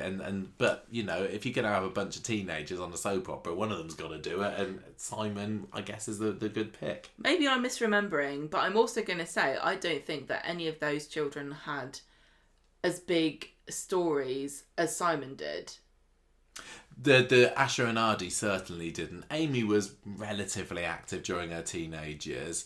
But you know, Simon had this very long. I mean, we know that we've said he wasn't in that many episodes, but the episodes that he was in his own stories. Yeah, this you're right. This, I remember this feeling like a big story back in 2015. Yeah. It was his first big story, and you know, with Jane Danson being the leading lady in it, you're gonna get quality, aren't you? So yeah, absolutely, it was good that they thought that they could trust him with it. But like we've said, I think earlier on, and I've seen a few other people say, you know, in the past few days or the week since he left, that this was the beginning of his downfall that I don't think he ever really recovered from. No, it's difficult, isn't it? Yeah. Right, so 2016. This is the resolution of the violence story, and also Peter gets back. So do you wanna take over for a bit? Well, Simon joins a football team in February because he's still having a great time. Yeah, having a nice kickabout. But he breaks a kid's leg by tackling them accidentally. And Leanne decides it's time to report him to the police. He says it was an accident, but she's like, no, you're violent, you're terrible. He gets taken in for questioning, but then when a video emerges of what actually happened and proves it's an accident, she retracts her complaint. And Simon gets away from Leanne by going to with Ken to visit Peter over the half term. He's in a bit of a better mood when he comes back, and things start to get better between him and Leanne. Yeah, so all it took was getting threatened by the police to set him on a straight path. And that was kind of the end of it. I mean, Simon does cause more problems for Leanne in the following years, but this was kind of the end of this story. Yeah. And definitely one of his, but I probably would say it's his biggest, the one that people remember him most for. And he said that Alex has spoken about his big storylines in his exit interview recently, and said that when he thinks back on his time on Coronation Street, this particular one comes out on top. He said, it was incredible to be able to work with Jane on that, and I was proud to be able to highlight an issue that not many people talk about, but it's more common than you think, and I had lots of people telling me that they had gone through the same thing, even people that I know. It was a difficult storyline to work on, but I'm really proud of what we did. Yeah. I can imagine it being a difficult relationship. You know, a kid who's full of anger and a single mother. I don't know how common it is, but he says more common than you think. So However common you think it is. it's more common than that. More so. common than that. No, again. You think more, it's 8 again. on the common scale? No, it's 9. Yeah, 9. Maybe 10. So, and it is interesting, and it was, I don't think it's really gone down as an issue storyline that people praise Corey for. I don't think it really changed any conversations about it. No. But then sometimes things just need their time and place, don't they? I can't remember whether it was ever in the running for awards. I mean, I don't if think... anything it might have been Jane picking up a few nominations. Who was the producer here? This must have been Blackburn at this point. I think different producers also treat stories differently, and it was a different time, even 10 years ago, about how soaps expected you to react to stories like this. Like now, their issues-based story, they will go on about it and stick people in, and work with charities and stick people in This Morning to talk about things. I don't think that was really... I don't know, there might have been, but... Well, I don't think that anyone's nobody had Simon Barlow as the face of domestic violence against mothers. No. In that year, did they? No. It kind of didn't really get people talking about it in the way that you would expect an issue storyline to, but I think it's because it's still very taboo. Yeah. I think the other thing with this storyline, a lot of the other issue storyline that Corrie does, there's a victim or a hero, often the same thing, that viewers really, really rally behind. And as great an actress as Jane Danson is, and a beloved, iconic, modern Corrie character Leanne is, I think that people didn't, and maybe still don't in some ways, have a lot of sympathy for Leanne because she can be so hard-faced, and it's not like people were saying, oh, she deserves it. No, I agree with you. Going, it's because she doesn't bend over backwards to be nice to everybody. No. She doesn't fulfill that feminine role of like a people pleaser. No. Who is just a nice all-round person. That's why she's a really interesting character, because she just doesn't bow down to what that kind of role. Anyway, so that year Simon's worrying about Leanne. She's getting sick, but it turns out she's pregnant. She had a secret night of passion with Steve McDonald. He just looked at her in a funny way, and now she's up the duff. Yeah. She decides to do a bunk to Liverpool to start a new life, but Simon doesn't want to go, and he tells Nick. And Nick gets on the coach as she's trying to leave. Go, you're the love of my life, don't go. So she stays in Weatherfield with Simon, and they move into Nick's flat with him. Yeah, so this is Nick, Leanne and Simon. Do they stay together? Is this the beginning of the current relationship? Because they've been together quite a long time. I don't think they had any other dalliances with anyone else since then. So really? I've heard about a dalliance since then. Well, apart from this week's one. Right. Yeah. No, I know what you mean. The setup of Leanne, Nick and Simon was finally solidified in 2016, and it's from this point onwards, I guess, he's had a bit more stability. Although, no, actually, Nick does bugger off for a bit, doesn't he? Yeah, because he goes in quicksand. After the quicksand, yeah. He gets really embarrassed because he just has to put his feet down and stand up, and he would be fine. Right, so Simon is mad at Peter again because he's supposed to be taking him to this football award, but he doesn't bother. He's supposed to come back to Weatherfield to help him get this football award. Simon's so good at football. He's actually won an award for it, but Peter's like, oh, no. He's like, no, I'm more of a rugby guy. When he does come back, because Ken had a stroke, he has to really convince Simon that he's, here to be a good dad.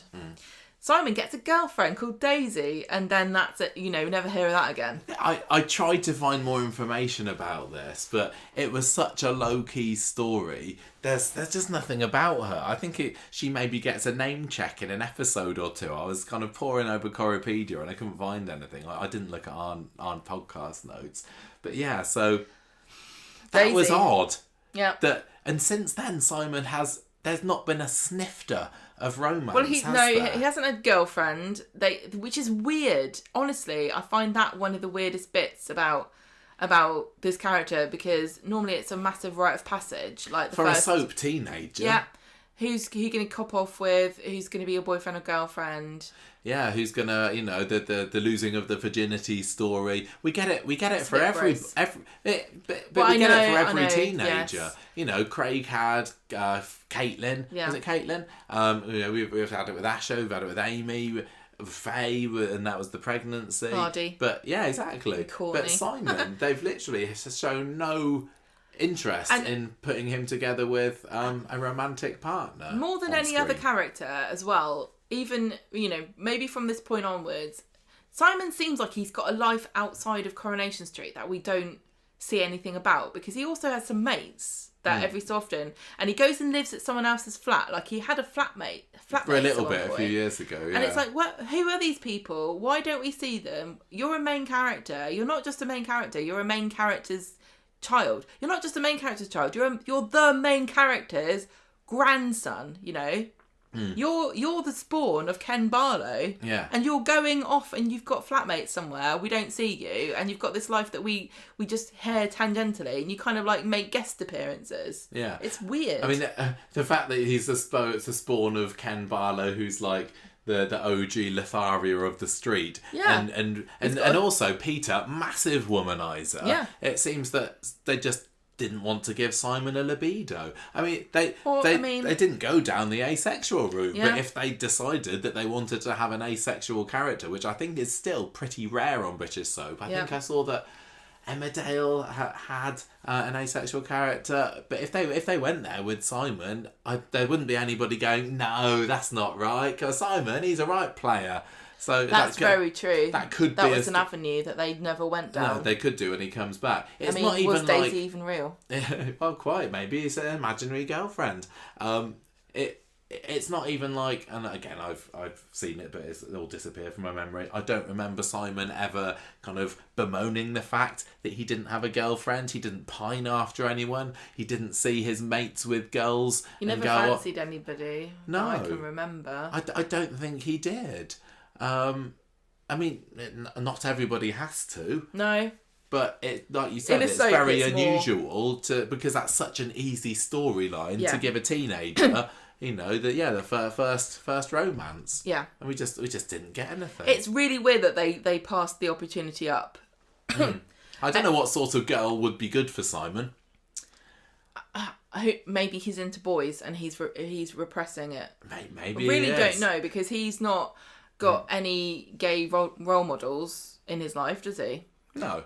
I mean, if you're the grandson of Ken Barlow, then that would be, you expected to carry on sow your seeds, sow your wild oats, and you've got to carry on the Barlow name. Yeah, exactly. I mean, Ken's you already. could do that if you're gay. Ken's already got one gay grandson, hasn't he? Yeah. And Lawrence, is it, or is that the son? I don't remember. I don't remember. But yeah, anyway, so maybe that's something to explore when Simon comes back. I mean, he's going on this boat now, isn't he, with Peter? Maybe Peter is going to teach him the ways of a girl in every port. Yeah, probably. Or maybe he'll try and Simon won't be interested. I really don't know. It's not everybody needs to shag about.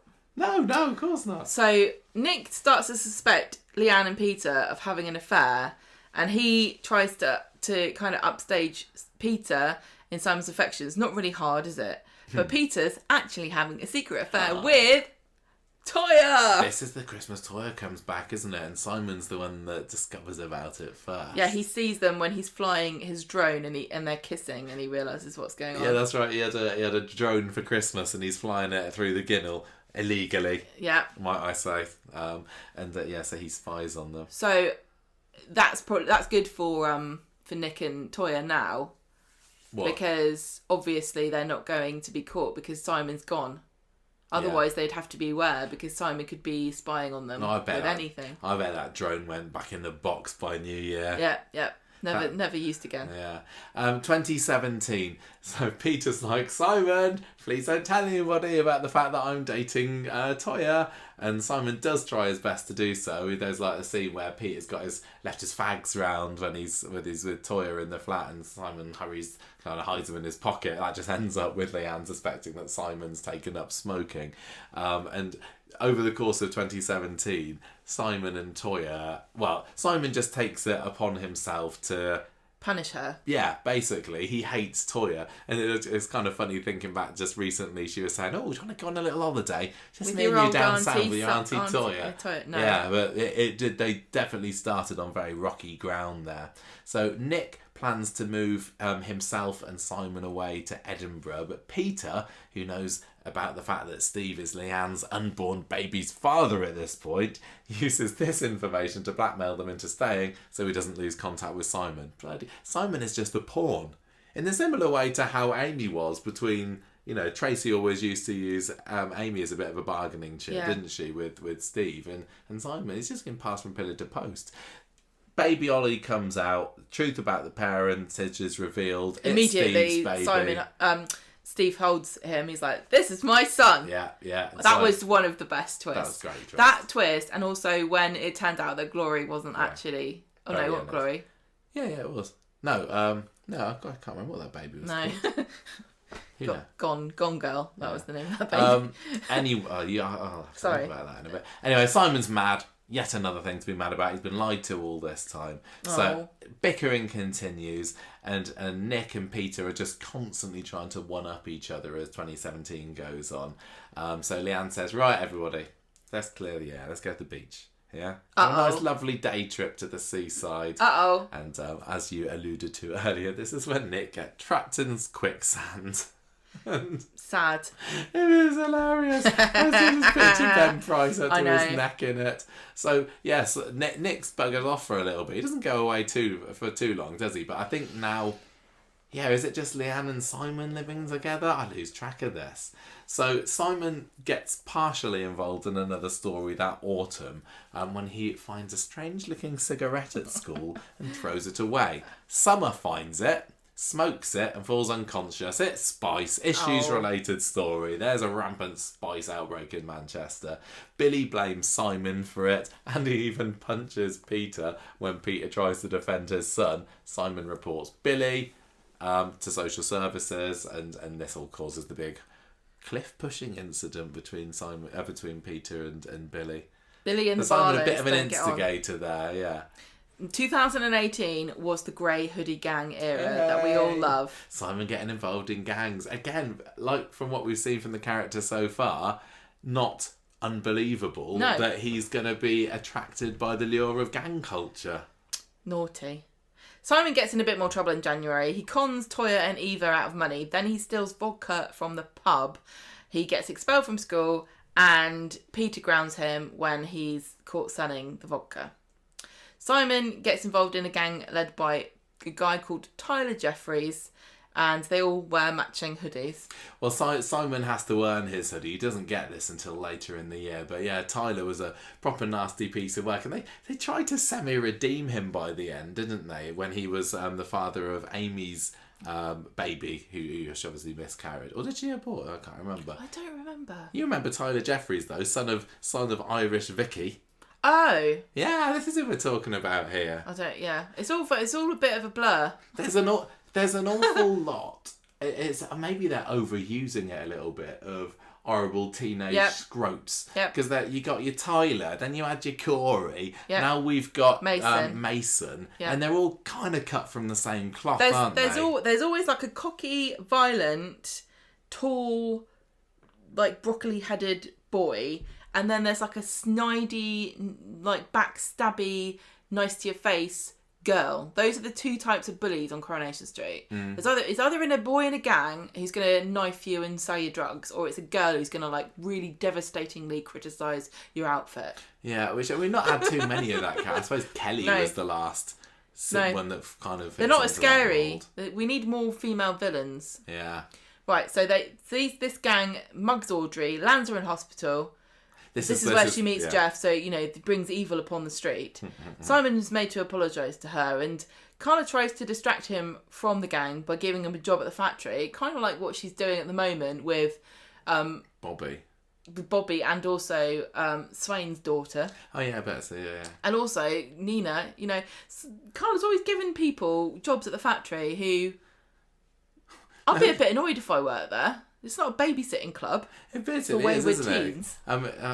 that are kind of tangentially related to Carla. Yeah, nobody in really some knows way. what they do, and this Yeah. was Simon like showing, the showrunners already starting to look like they didn't really know what they wanted to do with Simon. They didn't have a big future planned out for him. Oh, why should we stick him in the factory? Why not? And he did end up working at the factory for quite a while. But doing what did he what? do Not in the sure. factory? Just like everybody else that ever worked there, apart from machinists. Well, you got your machinists, you got your box stackers. Maybe that's what he was. I don't remember.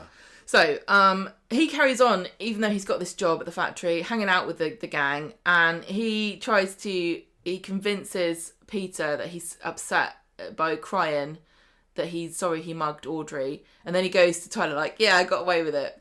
He gets worse and worse. He plays truant from school. He steals things, including he steals money from Toya, and he goes joyriding in her car, and he's rude to her whenever it can be, because he thinks she's hiding something from his dad.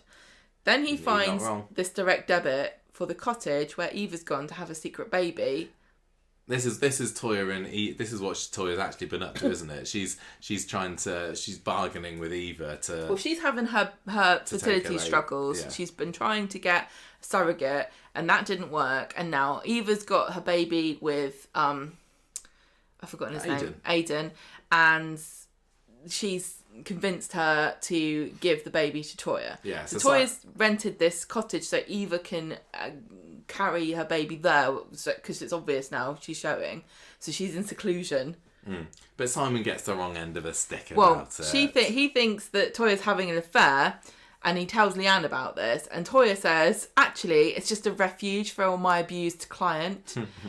But then Simon finds a picture of baby Susie in Eva's bag, and Toya has to confess to Peter that that baby is not actually a surrogate baby, it's Eva's baby. Yes. And so Peter's like, you weirdo, I'm finished with you, and he and Simon move into number one. So Simon, kind of the instigator of the split. Well, I know Toya brought it on herself. I shouldn't really blame Simon. I for really this. love this baby storyline with Toya. I thought it was really I thought it was fascinating. great. It's silly, but it was But fascinating. Toya going behind Peter's back, she has only got herself to blame for that particular relationship breaking down. Well, So Peter's Peter not and a Simon are catch. moving into number one at the moment, aren't they? So I was wrong when I said that they stayed in the flat together after this. Well, who's to say what happened? It's all made up. Yeah. We could be making this up too. This is mostly all true so far. Simon then becomes an official member of the Grey Hoodie Gang. He helps Tyler steal £80 from the cafe so he can go and buy the outfit. Mm-hmm. So the next victim, Simon and Tyler and the gang, is Flora McArdle, who is Vinny's mum. Yeah, Vinny, the Pat Phelan's associate. He's turned up dead. She's sad. They rob her, but she comes back part way through. Tyler knocks her out, leaving Simon to take the blame. The police eventually catch up with him, and then he's like, I will have my revenge! On Simon. At the hearing, Simon pleads guilty, and Tyler gets his own back on him for not keeping his mouth shut about Tyler's involvement by poisoning Eccles. And he also puts glass in a meal that he was eating with Leanne at Speed Dial. Yeah, Tyler was a proper nasty piece of work. And he attacks him in the street, but Kate rescues him. Yeah. Do you remember when he poisoned Eccles? Did he give him a poisoned sausage or... Her. Oh yeah, her, sorry. Yes. Horrible boy. And he shoots Peter with a paint gun, and he says, next time I shoot your dad, it'll be a real bullet. Oh no! Ken takes Simon to Cornwall to get him away from things until after the court case, and Tyler gets off with a youth rehabilitation order, and then he's like, hooray, on social media. I got away with it, but then the police are like, you're not allowed to say you got away with it. It makes us look bad.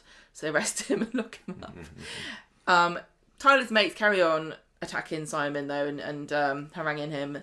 And Peter tries to get, as you said, Vicky to get Tyler to call his boys off, but he won't. Do you think one of the reasons why Simon continued to play up over the years is that he got quite a few holidays out of it? Feels like whenever the going gets too tough, whenever Simon gets too, difficult to deal with, it's like, let's take him to Portsmouth. Let's I know, but it's send so him off to Antigua. It's not being... Yeah, he doesn't really go to exotic places. Well, it's still Does nice he go to get to away Antigua? from it. I don't think so. Yeah, I think he did for a But little most bit. people... I mean, we never had, really great, exotic holidays when I was a kid, but Most kids don't just have to play up to go to Cornwall. They just go because it's normal to have a holiday. I guess so. It was Maybe that's the only way he could think of getting one. him going on holiday so often. Well, not holiday, going away from the street was another reason why we got so few Simon appearances. Because he'd have the stories, and then literally he's not in the street. He can't be in the background. He's away somewhere. Simon decides he wants to join the Navy, and Peter's like, brilliant. And Nick and Leanne are like, maybe you should do your exams first. Whatever happened to that? I mean, is this the life he's living now? Now he's on the boat? I'd kind of forgotten until I was reminding myself for this episode that Simon had this passion for joining the Navy. But I don't know whether he really did, or whether he was just completely... some people do join the Navy because that's your dream and you have your call of the sea. Other people end up joining the armed forces because they just don't think there's anything in, Well, there are lots of different reasons to join. Normal society.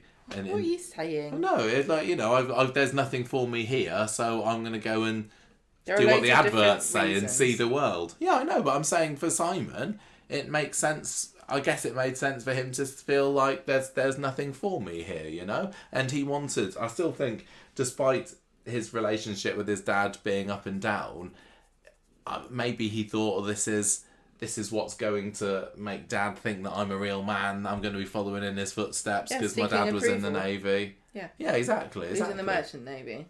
Yeah. So. Like you said, Nick and Leanne said that because Nick's back by this point, that you need to do your A-levels first. I don't even remember whether Simon did his A-levels, because if they could get away with not showing Simon on TV or talking about anything that he did that wasn't directly involved in the story, then they wouldn't. But maybe I've forgotten. I don't know. Well, anyway, that was that year, and also off screen. This was when Alex Bain, I think it was after this, maybe it was midway between. This is when he became a father himself. Age 17, he had a girlfriend, Levi Selby, and they split. But I remember when Alex became a father. Cute. 2019. So we're really starting to see a reduction in the amount of Simon. I think this was the year that I said that was his quietest throughout his whole run. We had at the beginning of the year, Peter gets a new boat, parks it outside the factory and helps Simon to do it up. Kind of the idea is we're going to go and sail away. Which again, kind of cute that's how they ended up. But Simon's school work grades just get worse and worse. Boat catches on fire. Simon's in it at the time. He has a bit of a rough beginning to the year. And then this is also the year, like I said to earlier, that Amy finds out that she's pregnant. And both Simon and Ardy are accused by Steve of being potential who's the daddy is. But it's actually Tyler. And Tyler says, right, Simon, I want you to fess up to this and say that it was you, because Amy's underage at this point. But Amy says, no, it was Tyler. He's a nasty scrote. But he was so alluring. And that was the end of that, although he got some award at the end of the year, or whether didn't he? I can't remember. Carla and Pete. Did? Tyler, I'm sure he got decorated for something, most repentant scrote award or something. Oh, yeah. I like that one. Carla and Peter and Simon go away to a residential treatment centre in Carlisle at some point in the year because she's having this mental health breakdown. Because Simon's just basically, we don't see him at all then for the end of 2019. And there's not much really in 2020 either. It's mostly kind of he's around during other stories. 2020 was the big year when Ollie died, so his kind of brother-ish. And yeah, he's just kind of there in it. I think Alex Bain took advantage of the fact that he wasn't appearing much on Coronation Street this year, because this is when he completed a BTEC level 3 in musical theatre. I just think it's great. I want to see Alex Bain in a musical. Yes, that would be really interesting. Yeah, I've got no idea what he sounds like. No. As a singer. Yeah, singer, dancer. I'd be really, really fascinated. He could really make, panto. I mean, he's been doing it since he was a little kid, so he's clearly passionate about it. And when you get, some Coronation Street cast, you think, oh yeah, if they leave Corrie, I would totally expect to see them, do this, that, and the other on stage. But I really wouldn't have expected it for Alex. So I really hope he does get a decent stage job after this, if that's what he wants to go on to. Anyway, there was, yes, I say we didn't see much of Simon. We didn't see much of anyone in that year because it was the pandemic. He getting a bit mad at Carla at one point when she has an affair with Adam behind Peter's back. There's also a funny little partnership between Simon and Shona towards the end of the year that lasts for all of 2 or 3 episodes. Basically, the pair of them go for a drink in the bistro after hours. This was all when Ray Crosby was in charge of the bistro, and Ray basically says to David, I'm gonna report your Mrs. Shona, or fiance, or whatever she was at that point, to the police unless you stop opposing my plans to redevelop the street. So even then it kind of starts off with a Simon, and it stops being a Simon story. They didn't seem like they knew what they were doing for him. But that changed a little bit in 2021, which is when we all learned about county lines in Coronation Street. And the latest bad lad on the block, Harvey, and I guess Jacob as well, showed up. So do you want to remind us about 2021? Well, Leanne falls into depression after Ollie dies, and Simon supports her. She's kind of become a recluse in the flat. She doesn't want to leave. Simon is basically looking after her and trying to do everything he can to raise money for the family. I think that kind of showed some level of maturity since his wayward teen years. We said that earlier that Corrie never really did much to try and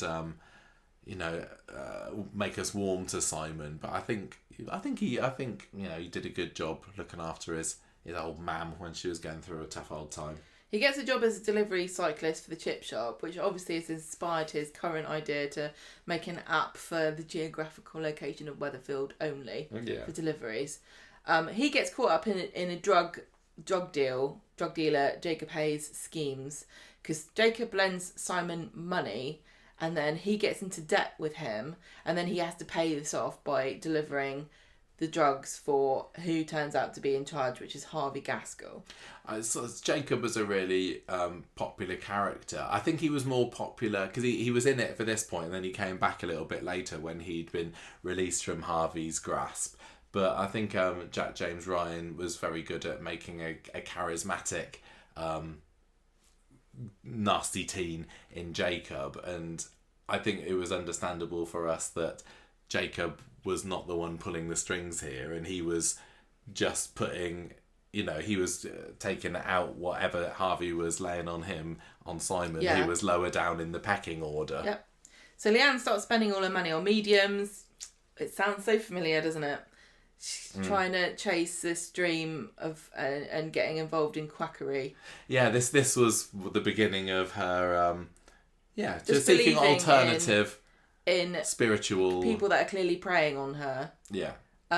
She thinks these people are putting her in touch with Ollie, and Simon's like, well, it's cheering you up, and she starts to think that these feathers are symbolic of Ollie's presence. Oh yeah, she keeps finding feathers, doesn't she? And it ends up being Simon going around with a pillowcase, leaving them everywhere. So, and just like currently, Ty's there just to poo-poo everything, ruin everyone's time. She says it's a load of old baloney. She managed to get through to Leanne this time, but she's not having as much success at the moment. Simon has to confess to Leanne that he's in trouble when she finds a bag of cocaine in his bag, and then Harvey finds out Jake has been taking a cut of the money that he's been getting, so he beats him up and he promotes Simon. But then Leanne decides to start delivering drugs to protect Simon, and then ends up confessing everything to the police, and then they have to go into witness protection. That was a really tough year for Simon. This is when all of the gang members started, what's it called? Cuckooing? Yes, yes. You move into someone's house and you basically make them your slave, and they're too scared to do anything about it, and you use their resources. Alex Bain on this story said, this is my first storyline which is truly all about me. It's about my character's struggles. Simon's trying to be there for his family, and he's been pulled in various different directions. He's trying his best to keep it all together, but at the same time he's only young, and unfortunately he's not perfect. He's always been on the wrong end of everything, and he's never really had friends who are close to him. So I think the gang fill that void. Part of him knows how dangerous it is, but part of him just wants that closeness. That's It's very really, good It's point. really sad. I do wonder, like, Alex Bain must have been thinking, why aren't they giving me friends? Why aren't they giving me a girlfriend? Why can't I have any friends? You know, lots of Coronation Street characters don't have friends, but if anyone's going to have a friend, it's generally teens who hang out together. Alex must have been, is Simon really that unlikable? But it was certainly, I think, suitable and not completely out of the left field storyline development for him to go into gangs. Even though, you know, he himself isn't in any way a tough guy, is he? No. But I suppose people like Harvey like to prey on the weak. And I think Simon thought he was tough. I think he would like to think he was. He doesn't like the idea that he's a bit of a wet blanket. So this was perfect for him to show it. Again, maybe showing, you know, my dad was a tough guy. He was in the Navy. I can be a real man too. Yeah. I just wonder, I mean, they whether you like them or not, they've really done a good job of crafting a coherent story for Simon that goes with his personality and his circumstances, where he's been struggled most of his young life with belonging. Yeah, fitting in. And wanting to have a parent or some kind of authority figure who he could look up to. And every time he gets that, they kind of get taken away. And so turning to this life of crime and being manipulated by people who he thinks are his friends, or wanting to be part of something that he could never be part of before. I wonder because I really do think Simon will be back. I don't think Alex Bain will play him. But I worry that all of this backstory and really good character development is going to be wiped clean when they bring Simon back, and he's going to be a fresh character that really bears no resemblance whatsoever. I can see them doing that, bringing him back, just going, look, this is Simon and he's changed. He's gone away and he's done this, and now he's a different kind of guy, and we're gonna work with whoever is the new Simon, and he's gonna be a different person. I know what you mean about the because recast. of what they've done with Ryan and Ali. Yeah, exactly. I think it's going to be like that. And Nick, he's had various heads, and each of those heads has had a quite different personality. It's like Doctor Who. When you regenerate as a Coronation Street character, it's kind of likely that you will be a completely different. And I think it'd make sense if he's away long enough and he's been sailing around the world and seeing all these things, having these great experiences, and he's still at this formative age, you know, young adult, that could really change him. But again, it'd be fairly easy for Coronation Street to say, right, let's get this hunk, let's get a new guy in to play Simon, because it would be a shame if the Barlow line ended here. And I know there's a few other twigs on the tree, but this is the, you know, straight down, isn't it, from Ken? Well, it's the male lineage, which is, you know, unfortunately, and the one that everyone thinks is the only true. Well, Susan's not going to get much further, is she? Amy still exists. Yeah, but she's not really related. She's not related by blood. Well, I suppose with Susan, you got Adam, so that. And he's probably there's a load of meandering. He's sown his seeds everywhere, hasn't he? There's a lot of meandering. Yeah, we do need Simon. I think so. If Coronation Street was Game of Thrones, he'd be the king at the end of it. Who had to come back to claim his throne once Ken and Peter have died in battle. Obviously, but I mean, Alex Bain. I never really like it when they recast unnecessarily, but we're getting more and more examples of when a recast has really rejuvenated the character. Ardy, Ryan, as you say, strong examples. Even Tracy. So I mean, also not that we wanted it to happen, but Todd and Gareth Pearce has done a good job of taking that character on, but again in a completely different direction. And Gareth Pearce even said himself, when he was auditioning for the role of Todd, he looked at some of the previous actors' work but then since then has just gone, nope, it's my Todd. I will play him as I want to play the character, which I think really, to be fair, is the only way to do it. I think if they brought Simon back and it was Alex, he'd have all these, people. It's not. Simon's not one of the most beloved characters, is he? And if Alex Bain came back playing Simon, I think people's hang-ups about Simon and their distaste for the character would still remain, and be like, oh, it would be a good here's chance him to set him on a different. Yeah, if we said, well, here's a new Simon, I think people would be more give him a accepting chance. of that. But interesting, I think it would be kind of interesting, because I still think Alex Bain is a great actor. I think he did a brilliant job. I think he was done exactly what was asked of him. I think he's played Simon really well, because all of the things that Simon has done feels completely intuitive to me. Like the way he's acted and reacted to things, it feels very natural.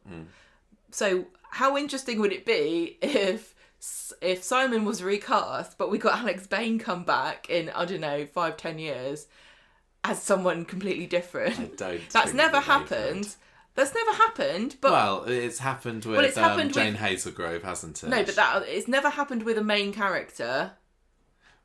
Jane Hazelgrove's character was not as high profile as Simon, for goodness sake. No, she was still a regular. But back in the 80s, but yeah, you're right. It's not. It certainly wasn't in it for 15 years before she bugged off. It's not completely without the realm of possibility that you could have Alex Bain come back as somebody different. I think that would be cool. But I don't know why they would when there's because he's a fine actor. Take on the role. He's clearly. Sorry, we're kind of skipping ahead to his exit at the moment. Since the news of his rumoured departure broke earlier this year, or maybe it was late last year, I can't remember, he certainly put it out there that he really loves working on Coronation Street and he'd love to come back, and he was putting on his Instagram every day, oh, here I am at work. So he clearly wants to not burn any bridges there and keep the door well and truly open for him. My difficulty here is that I don't want Alex Bain to not ever, have another job. I want him to be successful. I would love to see him back in Corrie, but equally, I think the character of Simon with a different actor would be a more successful character, because I think at the moment he's not very likeable and they're not using him in a way that I feel befits the legacy of a Barlow.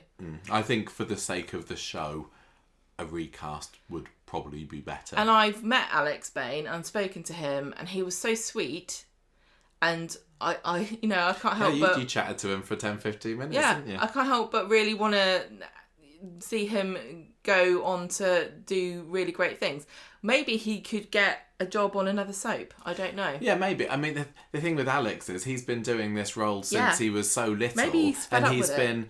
Well, no, I'm saying he's been kind of shunted along, and he's like, oh, I'm in a soap. He probably thought that he got a job for life, and because he's seen lots of other characters, especially some of his colleagues.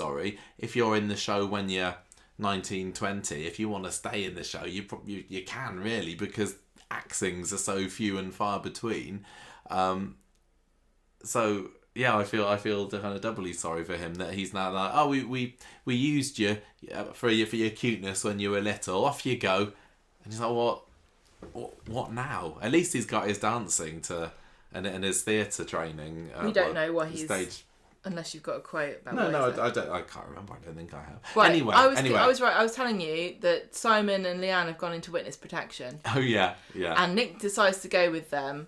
But then Simon almost gets kidnapped by one of Harvey's goons when he goes to see Peter in hospital, because Peter's had a post-wedding collapse, which is not uncommon in Coronation Street. Bad kidneys. Then we get Sharon Gaskell turn up, Harvey's auntie. She comes back to Weatherfield. She tries to track down Simon and co. She pretends to seduce Dev so she could get onto Ardy's game console. This makes sense, okay? This makes sense. She then uses that to message Simon to get in touch with him, but then Leanne sees the messages and stops Simon from replying. Harvey eventually gets sent down after Sharon betrays him because his goons beat her up, And the whole family return to the street and the Gaskells bog off. I hope you were paying attention then, listeners. We're going to quiz you on this at the end.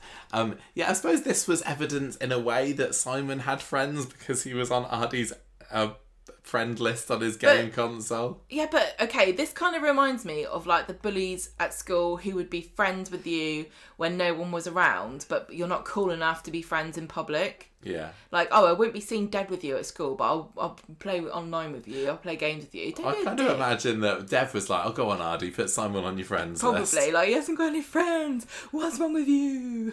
Peter's one of my best customers for coming down and buying a booze every evening. Find a can or a white bottle or something. Oh, God. Right, 2022, so we're getting close to the end here.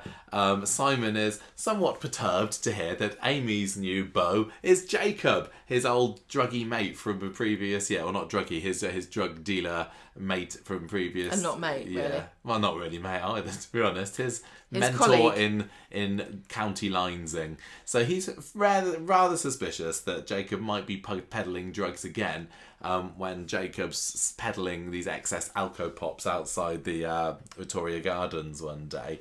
And then when Jacob gets taken on at the factory for a trial period, Simon tells everybody what he's really like.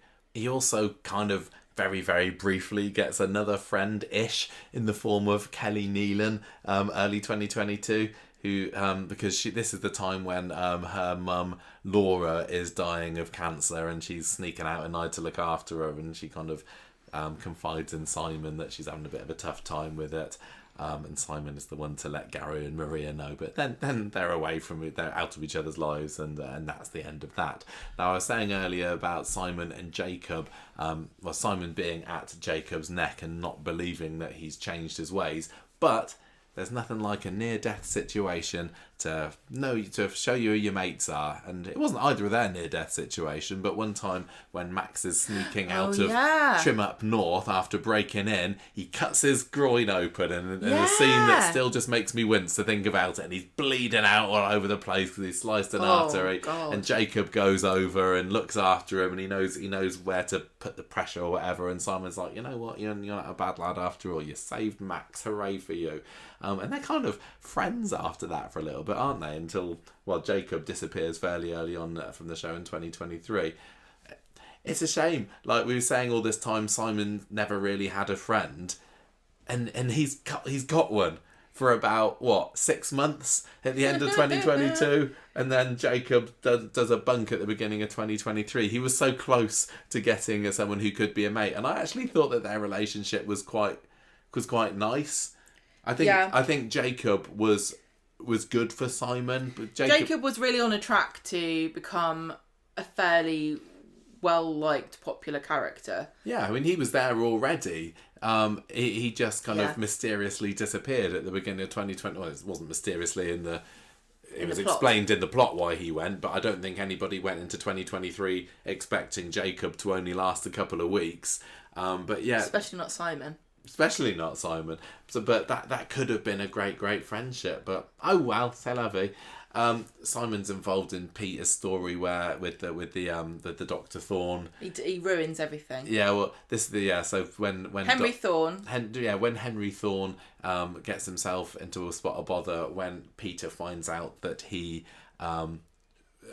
took a bet on how quickly he could do Peter's liver transplant. Peter records Thorne confessing about it, but then Simon gets hold of the tape and is tricked into handing it over to Thorne. Well, he deletes it because Thorne makes him think that he's transferred money into Peter's bank account. Oh, was that what he was being blackmailed? Yeah. So, and then he's like, "There you go, I've done it." And Simon goes, well done, "Deleted." Simon. Well done. And then Thorne goes, "You stupid idiot." Yeah. And now, I think Henry Thorne is he Corrie's most successful villain? Yeah, he's got away with it. Because he basically got away with it, and now he lives in Florida, and maybe he's been eaten by a crocodile, but we can't be sure. Yeah.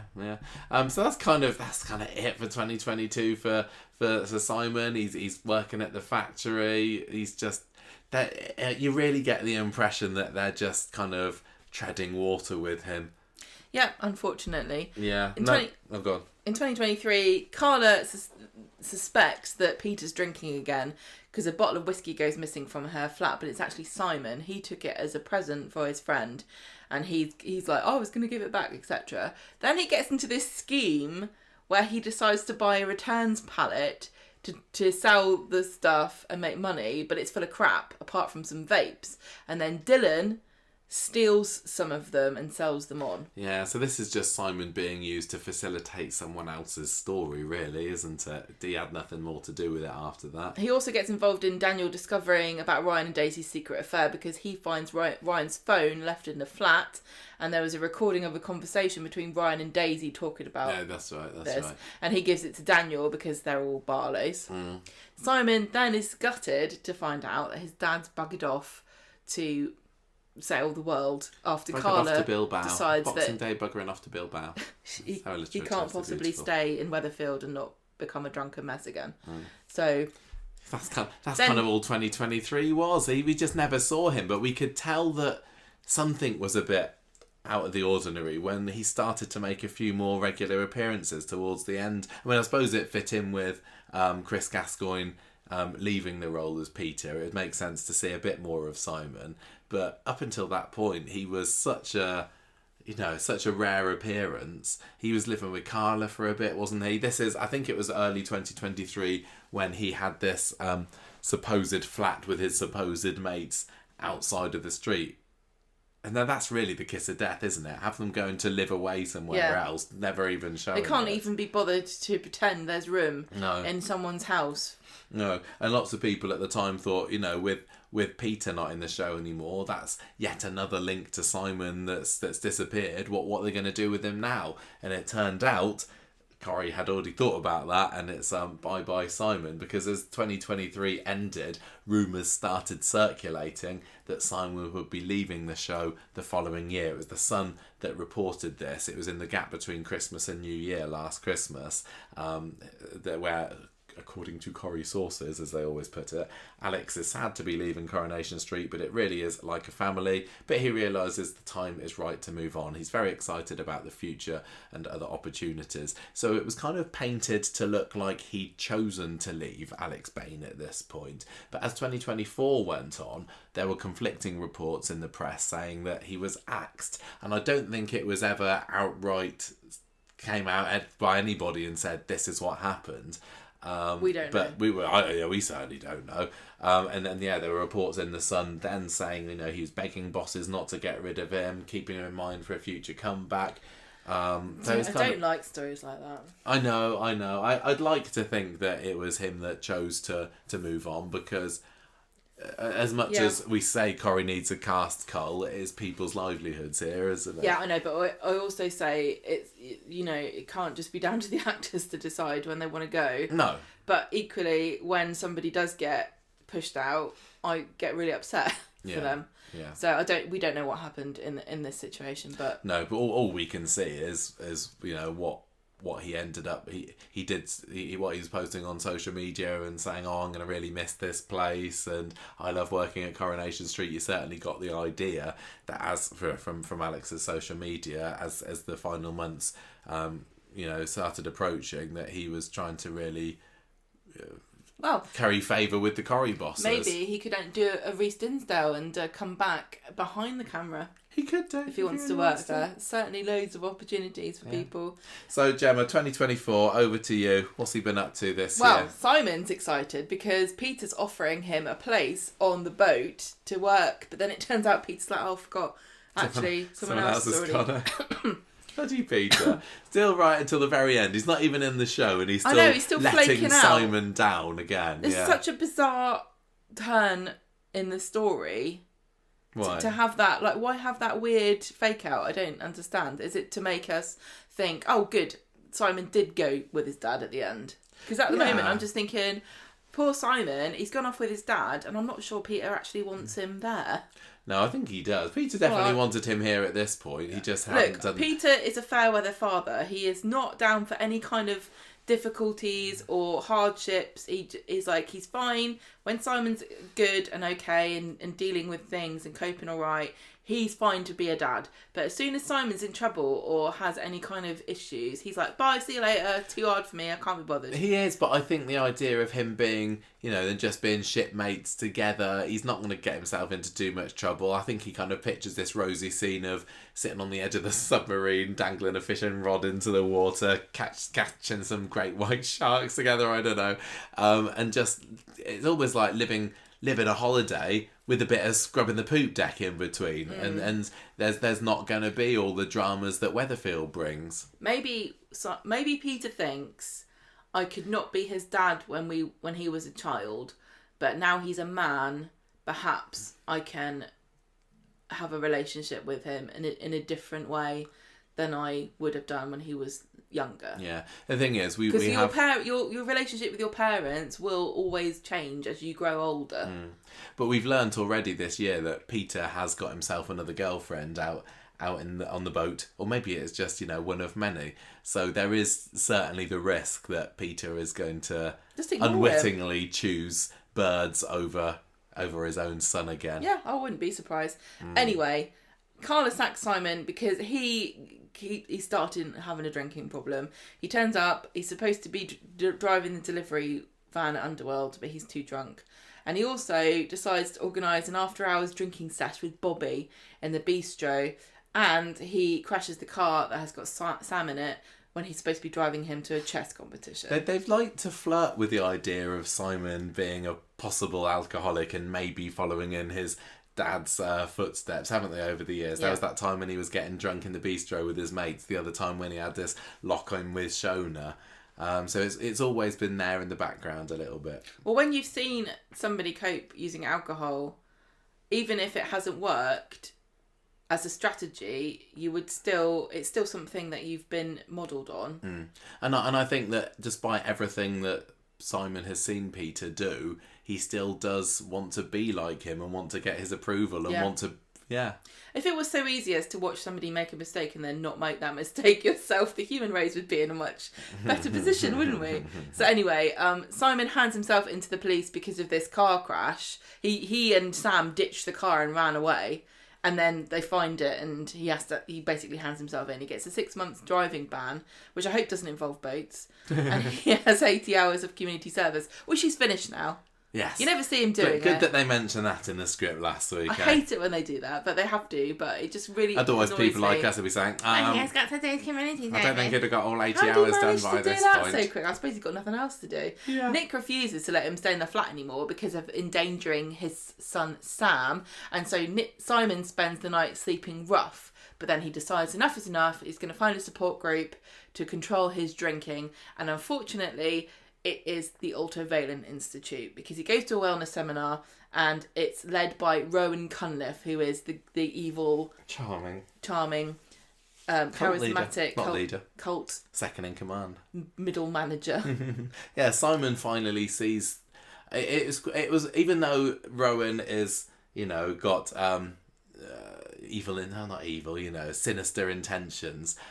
It was nice to see that Simon was inspired by something, because he's throughout his whole teenage years we've just kind of seen him bumming along, getting involved in things that he knew were wrong, like gangs, and never really believing in himself. And the one time he tries to do something right, he's like, this could be it. This is a chance to turn my life around. And Oops. Well, I think one of the main reasons he didn't get too involved in it wasn't it because that he couldn't afford it.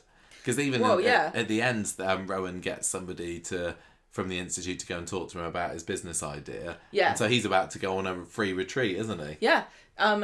Simon plans a food delivery service.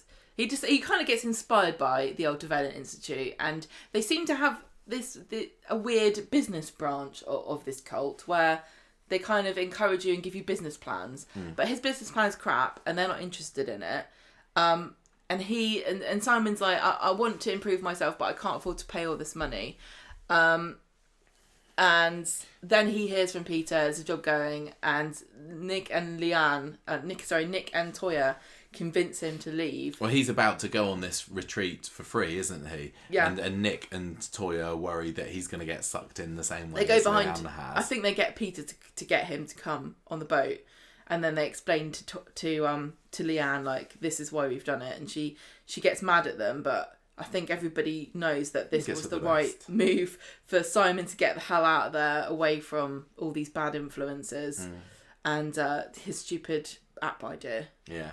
I wonder whether, do you think it would have been better if, and then he goes, that's the end of Simon. Do you think it would have been better if he had gone with Peter at Christmas? I know contracts don't really work that way, and I guess that Alex's ended in the summer and Chris's ended at Christmas, but sometimes actors will leave before their contract runs out, and then they just get paid. Yeah, but you've got to... Yeah, exactly. I don't know. I like like I said, I do like the idea that they're happy together, father and son, away from the woes of Weatherfield. But it would have been quite nice to have seen them gone off together. Although, you know, the image of Peter on his own on the tram on Boxing Day, you know, solitary man going off into the distance, was quite iconic and befitting for him. And having Simon there, he wouldn't have been, you know, it wouldn't have been quite as affecting for the character of Peter on his own. Yeah. But anyway, that's it for Simon. We've seen him disappear off in a taxi, although his final scene was actually the one where he said goodbye to Carla in the cafe earlier that episode. Final scene he filmed, you mean? Yeah, sorry. Because his final scene in the show was him getting in a taxi. Yeah, sorry, that's what I meant. One thing I read that was quite cute was that Alex's parents were cafe customers in that scene, so they got them on the set and they got them to be extras. So that's, I mean, they must have, you know, they've been part of his Corrie journey ever since he was a little kid as well. He didn't turn up by himself, did he?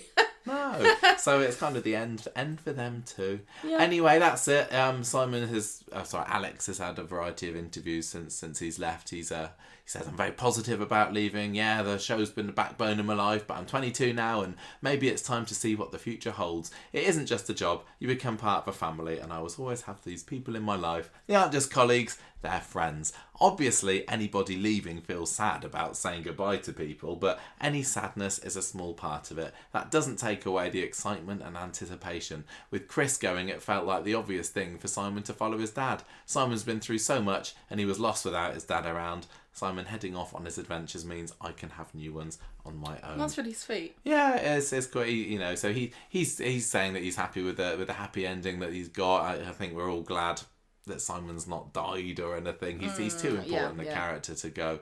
And he's just basically, he said that I imagine now that Simon and Peter's relationship is the best it's ever been, and they're just drinking orange juices out on a boat in the middle of nowhere somewhere. Sounds a bit like what you say about. So when your dog dies, your parents tell you that it's on a farm chasing rabbits, and when your wayward, not quite son becomes an alcoholic, you send him off on a boat to drink orange juice on the med. Yeah, exactly. He also said that he's taken one of Simon's leather jackets, fake leather jackets, with him as a memento. Because he said, and a belt. He says the belt that they give me as Simon is the only one that's ever fitted me without me having to put extra holes in it. So he's keeping that as a souvenir. Why not? Enjoy it while it lasts. Yeah. You used to have that problem, didn't you? Yeah, I used to. Now we've got to make extra. So that's kind of it for Simon. So we've kind of gone over his ups and his downs and thought his ins and his outs. Yes, he was certainly not the most popular of characters, but I think Alex played him the way that Coronation Street wanted him to go, and it made sense for him to go down this dark route. But, you know, when you look at it, it really was that beating up of Leanne's storyline that was very, very difficult to come back from, because that set him on the dark path that he was kind of always on from after that. Yeah, and it's interesting though, because I think of Simon as a legacy character. You know, you've got icons, you've got who I would think of people like Bet, who kind of their own, like an island, like an iceberg, you know, like a separate entity that didn't really need anyone supporting them.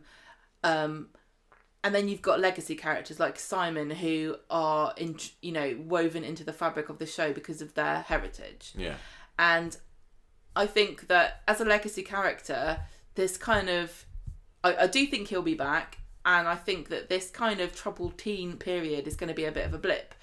And the same way that kind of Peter Barlow's alcoholism was. It was just a part of his character, But I don't think it's the be all and end all of him. In the same way that Simon, I think, will come back and he will not have the same personality. Yeah, this time abroad could certainly be the making of him, and it would make perfect sense if he were to come back with a little bit of a refresh after a couple of years. Yeah. It would be quite unwise to get rid of the character, scrap him altogether. completely. No way. You get any favourite Simon stories? It's difficult for me to think. Like, I don't think, if I think of, I could think of ones that I like the most, but there's nothing really that really stands out as being that was the best. Everybody loved such and such story. No, that's the thing about him. Like, we were comparing him to Chesney before, and Chesney, you've got moments you can picture Chesney in your mind, Key like really scenes in this. vividly. Yeah. Simon, more difficult. I He's think just dipped in and out. him and his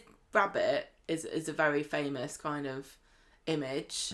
Him, in the fire crying. Yeah. And then That was even like just a him bullying storyline a being little grumpy bit. and pushing Leanne over. I thought I reckon to me the one that was most interesting looking back was this County Line story, because it certainly opened my eyes to some of what goes on there in the cuckooing, and I think that his relationship with Jacob was really well done.